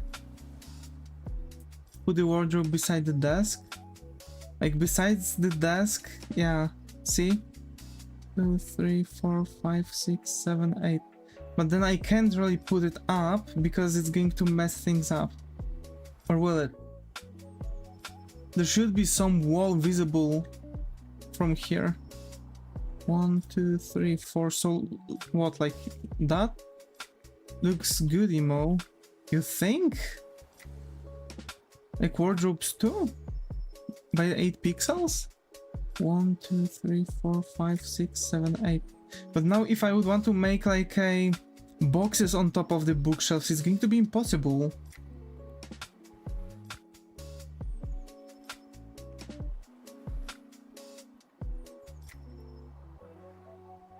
One, 2, 3, 4, 5, 6, 7, 8.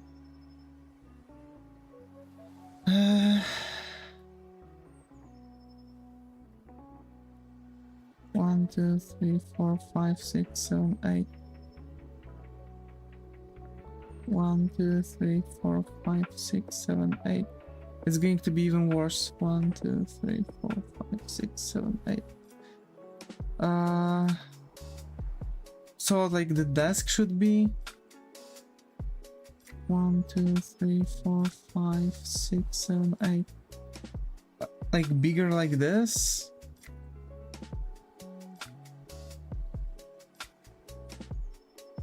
Like, you know, okay, it looks good. I can agree with that. But my issue is that if I would want to place like boxes on top, I won't be able to. Because it's going to already cross the ceiling. So I need to make the desk bigger, actually. And drop things by 8 pixels again. So 1, 2, 3, 4, 5, 6, 7, 8. And this 1, 2, 3, 4, 5, 6, 7, 8.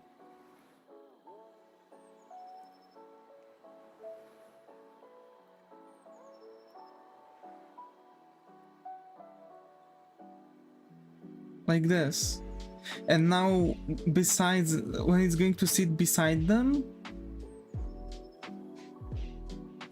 it's going to actually have like, give idea that they are in the place where they're supposed to be.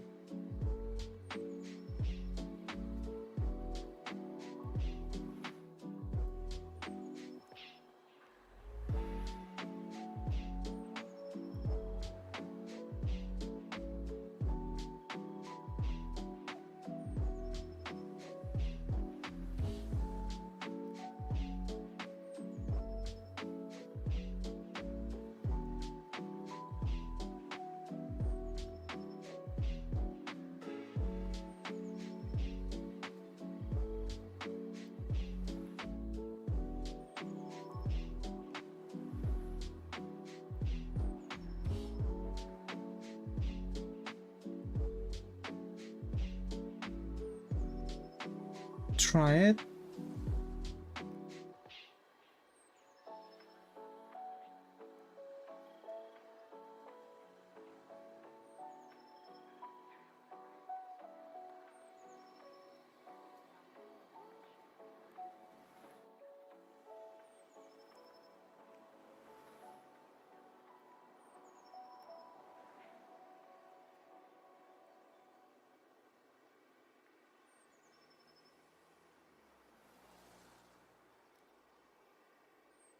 There's a space here. See?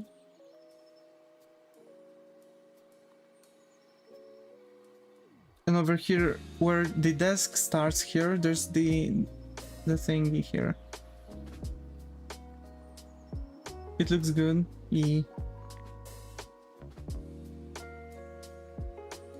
Okay, so we've solved the issue with the desk. It's just very deep, yeah. I mean, my desk is also very deep.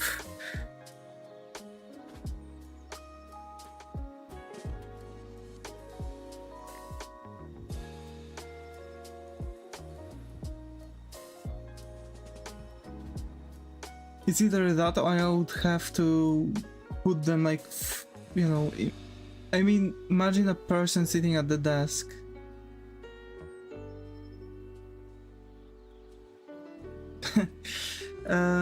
All jokes aside, or draw a stick figure.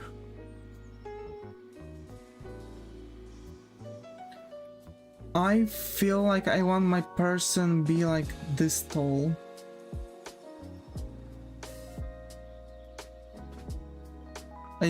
Maybe not exactly like 1.5.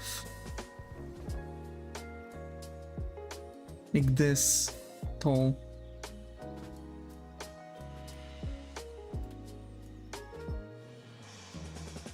So the top of the head would be somewhere here. I still think you should have some towel measurements.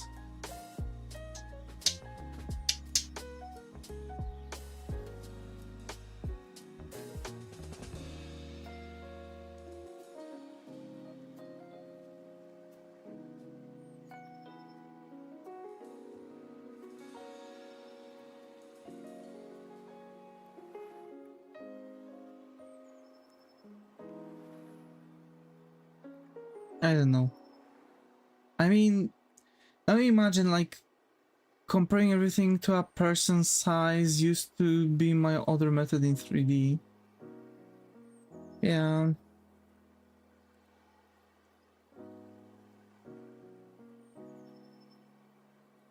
I don't want the person to be like as tall as the wall. That's of course a thing. But I guess like 1.5 block is going to be okay. Of course, there are going to be people with different sizes. There's going to be like one block, like one tile sized person, two tile sized person. It depends how tall the person is going to be, right? So we are going to, of course, differentiate between 3 different sizes. So we are going to have small, medium, and large. I think it's easier if you draw a stick figure just to see. Imagining is harder. Wait. So this is this small person.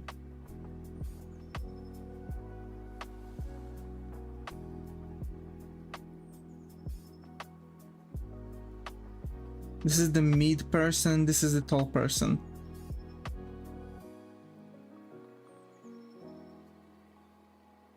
So of course this desk is going to be way bigger for smaller person. But also, let's remember that I'm going to add things to it, right? Like, you know, monitor, PC, it's all going to make it make more sense, even for a smaller person. Because now, if we have like small person, right? Of course the desk is going to feel ginormous, but we're talking here about like halflings or dwarfs. If we're going to look for like middle person, right? Look, it does feel kinda a-okay, because you are going to still see the monitors and etc. So in fact it's not really that bad for a normal sized person here. Like we are going to walk up to the walls like this too.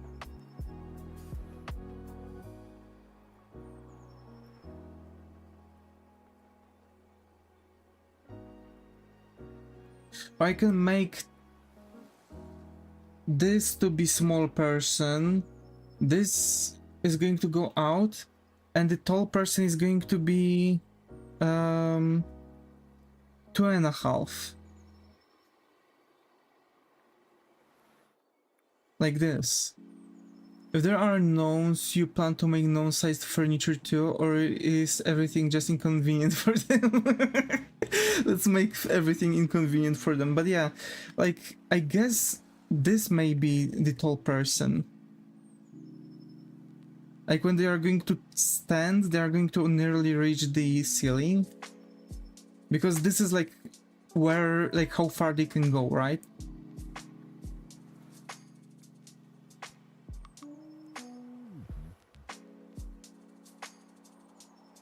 So, tall person compared to the desk.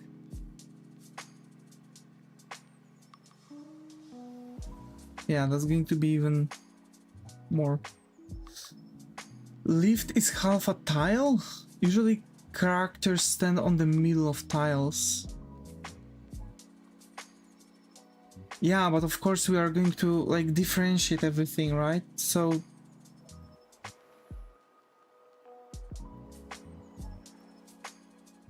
One, two, three, four, five, six, seven. Wait. 1, 2, 3, 4, 5, 6, 7, 8.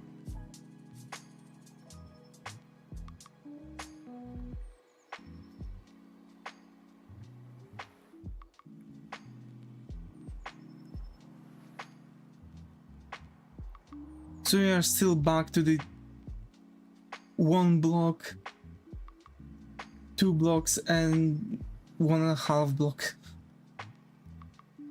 for the characters.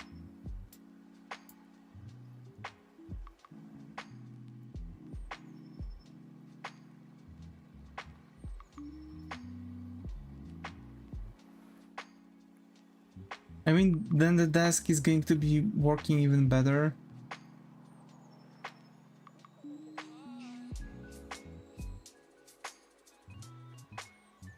Okay, so the desk stands. It stands. Okay, so we need... Wait.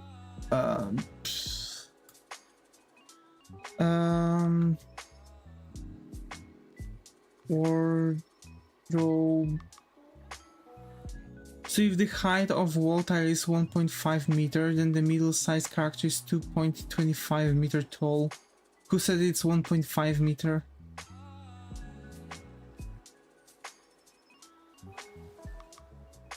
Me.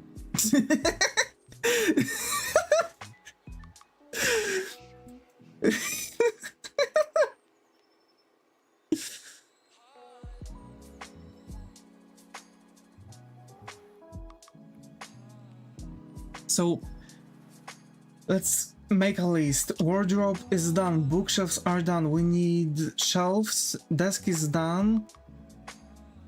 It is an assumption, I see. So we need now the PC, bed, and shelves, like hanging shelves. Like, for example, over here, so like something that's going to be placed here. So like amidst here or somewhere. Welcome back, Flex, welcome back.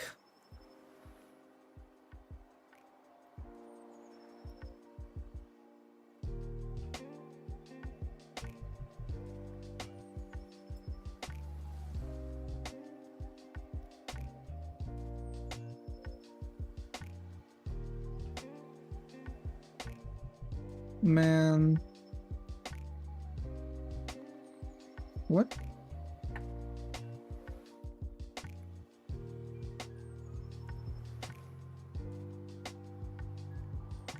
Wait, can I? Why can I? Oh, because it's in the wrong space, I see.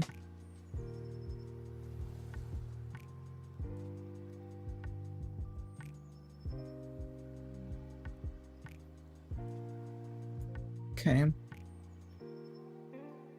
Oh, I see some development here. Yup, we're getting really good.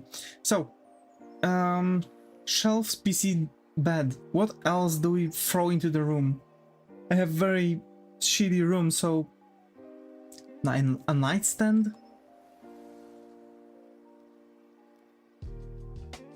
Okay. Lamp. Okay, some lamps, why not? I believe we might need to make shelves from the side view too. I do believe so, yes. Wait.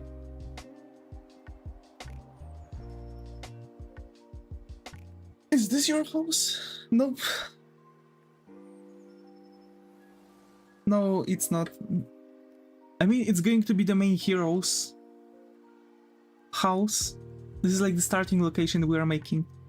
And actually we are going to base every other thing off of this tile set anyway. So every other house is also going to be looking similarly. We're going to just make some differentiates, like the different, I don't know, tiles, etc. But yeah, that's that. Already it's 13:01, I have to get ready, I have to walk out my doggo. Make myself something to eat for work, and we are going to get back for stream. Do you plan to do floors? Yes. This is actually the second floor. The first floor is still to be done. So we will need like staircase somewhere here.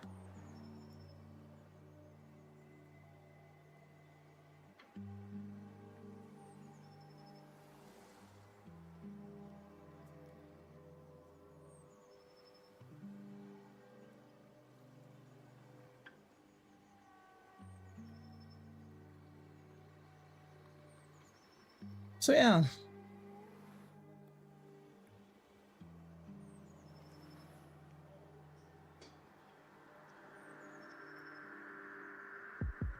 So many RPG games start on the second floor. Yeah, they do. I don't know why. Like, what is it with second floors? Like every Pokemon game for sure. Actually, no, not everyone.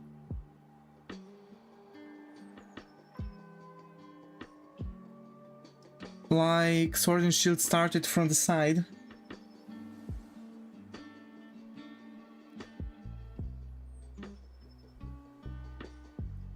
Rather than anything.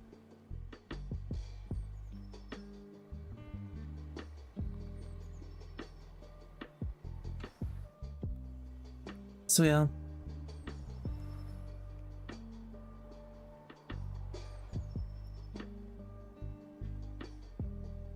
We're going to decorate room later.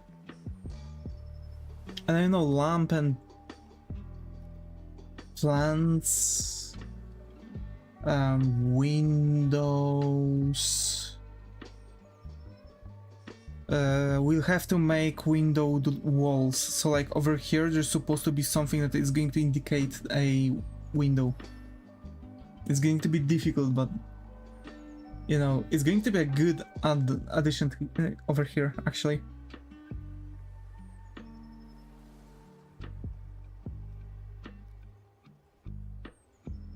Windows here, right? In the bathroom, well, what we can add to the bathroom, I don't know, a shower slash bath tub, sink, toilet, cabinet, yeah, bathtub, yeah. So shower or bathtub, sink, toilet, cabinet, windows. So it's going to be the same thing, but something like more toilet dedicated. First aid kit,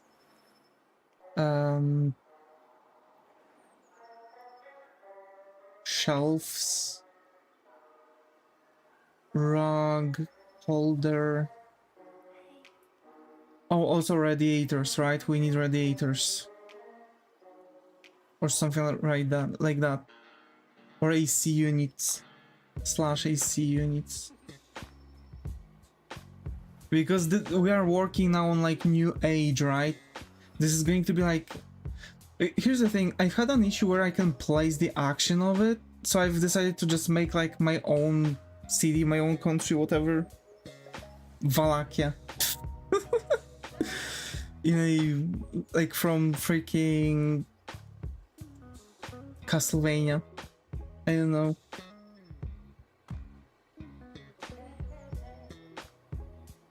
Isn't Wallachia an actual city? It was a real place, yeah, exactly. That's what I was saying. A region, yeah. Okay, a region. Gotcha. So I have to say we've done a huge progress actually. Quite often it takes me a bit longer. I mean, it's almost 4 hours already. It's almost 4 hours already.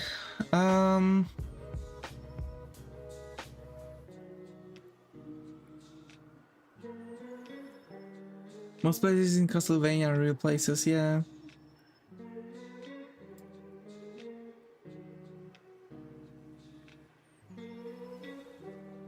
Okay though.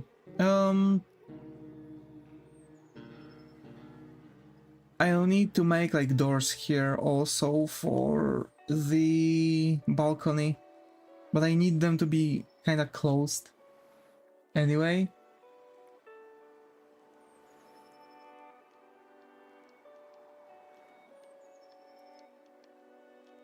So like doors that are going to go inside here with something like that over here.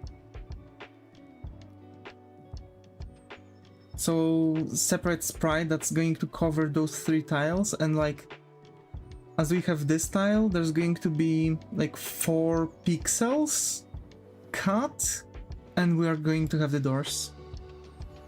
Because those are going to be the doors outside. Also we'll need something that's going to be like moved here by a couple pixels, like 4 or 8, to make like half wall. If that makes sense.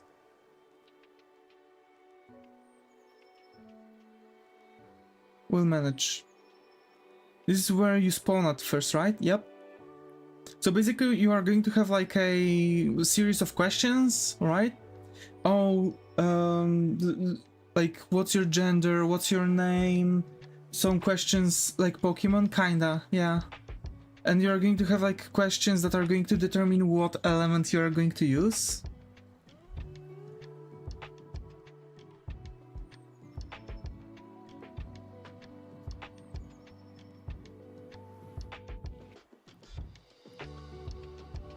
Right, so basically, simply like, it's going, like the questions are going to work kinda like in Pokemon dungeons. Secret dungeon, however it's called. So kinda modern age wizard stuff. Modern age in the section where it's modern age. When we are going to go to school, we are going to be teleported into like more high fantasy, which is going to have more medieval style. So we are going to like change, like move somewhere else, right? We are going to change times when we are going to teleport, but we are going to come back to our modern place, right? To our city, visit places, etc.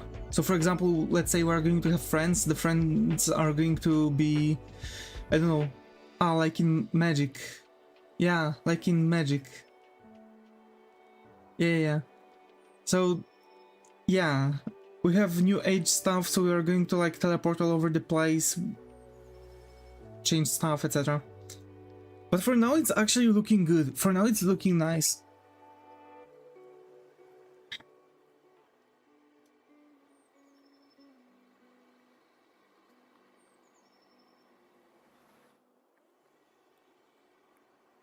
I think like we might want to also make darker, like this thing is darker too.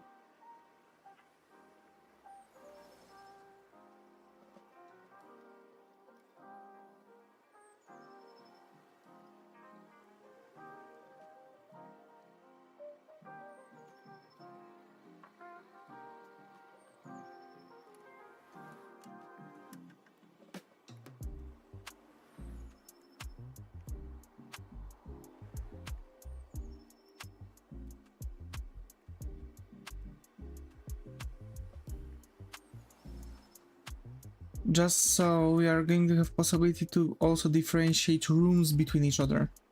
So for example, I don't know, main hero rooms is going to have dark planks, etc., right?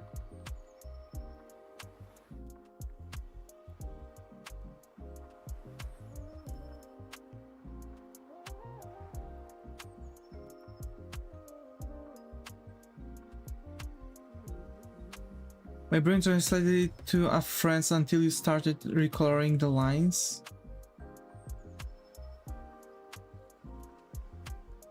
A friends? How did it translate it to friends?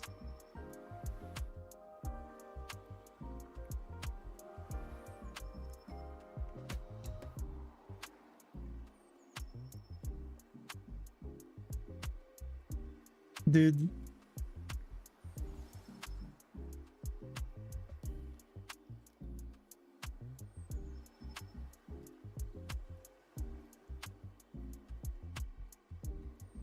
Okay, so we have now dark wooden flooring.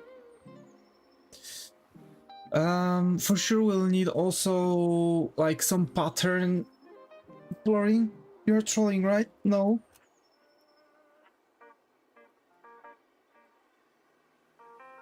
I don't think so.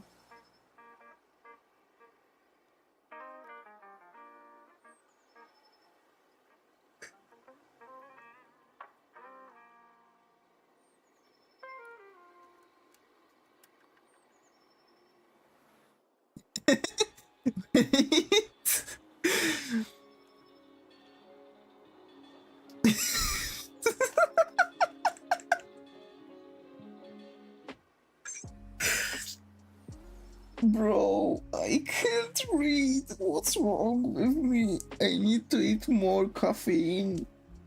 I need to start taking those caffeine tabs. I'm telling you. No, he couldn't.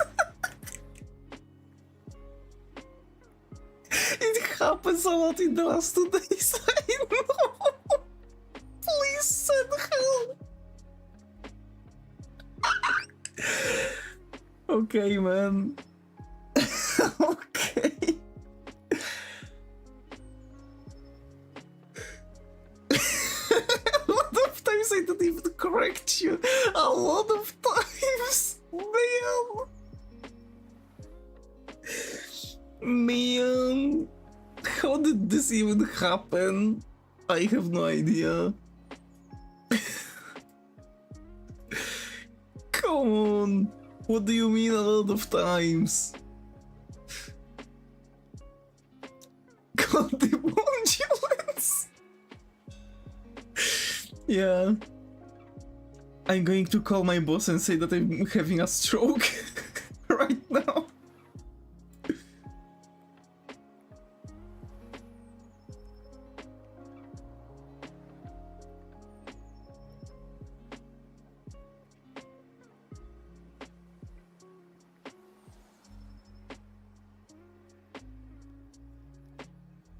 Okay, folks, we've done a huge progress actually. I mean, we didn't really do a huge progress. Kinda. I've procrastinated a lot.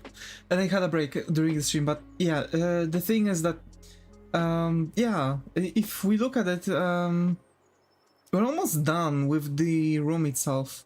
Like, we need to... Actually, we need shelves, we need PC, bed, nightstand, lamp, plants, windows, radiators, and AC units. And actually, we'll be able to make infinite amount of rooms. Simply out of those. Some sort of like a rug or something like that. Like a...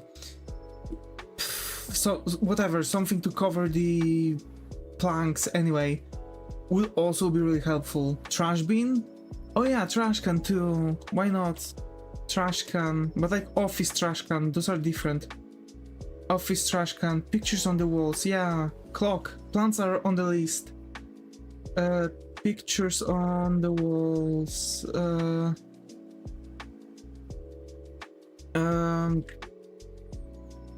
Wall cocks.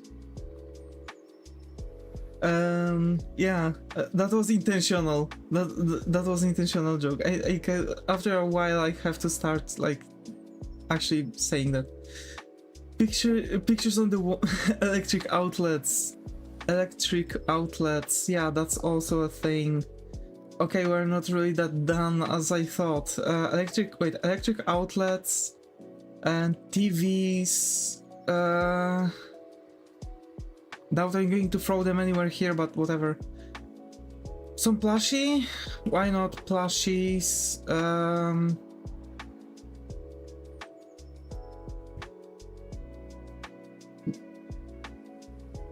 Desk lamps. I guess that's it. We are going to figure things out later on the next stream. But yeah, thanks folks. Thanks thanks Flex and Zega for being active in the chat on Twitch. Thanks Flex for being active in the chat on YouTube. Also thank you all lurkers that appear here for this 1 second. Or make it like Half-Life with the pineapple picture. Bro, imagine. But yeah, we're going to take my time now. I'm going to take my time now. I have to walk out my doggo, take a shower, prepare things for my lunch for job, and we'll see if I manage to make the 2 PM stream, because what we're supposed to do today on 2 PM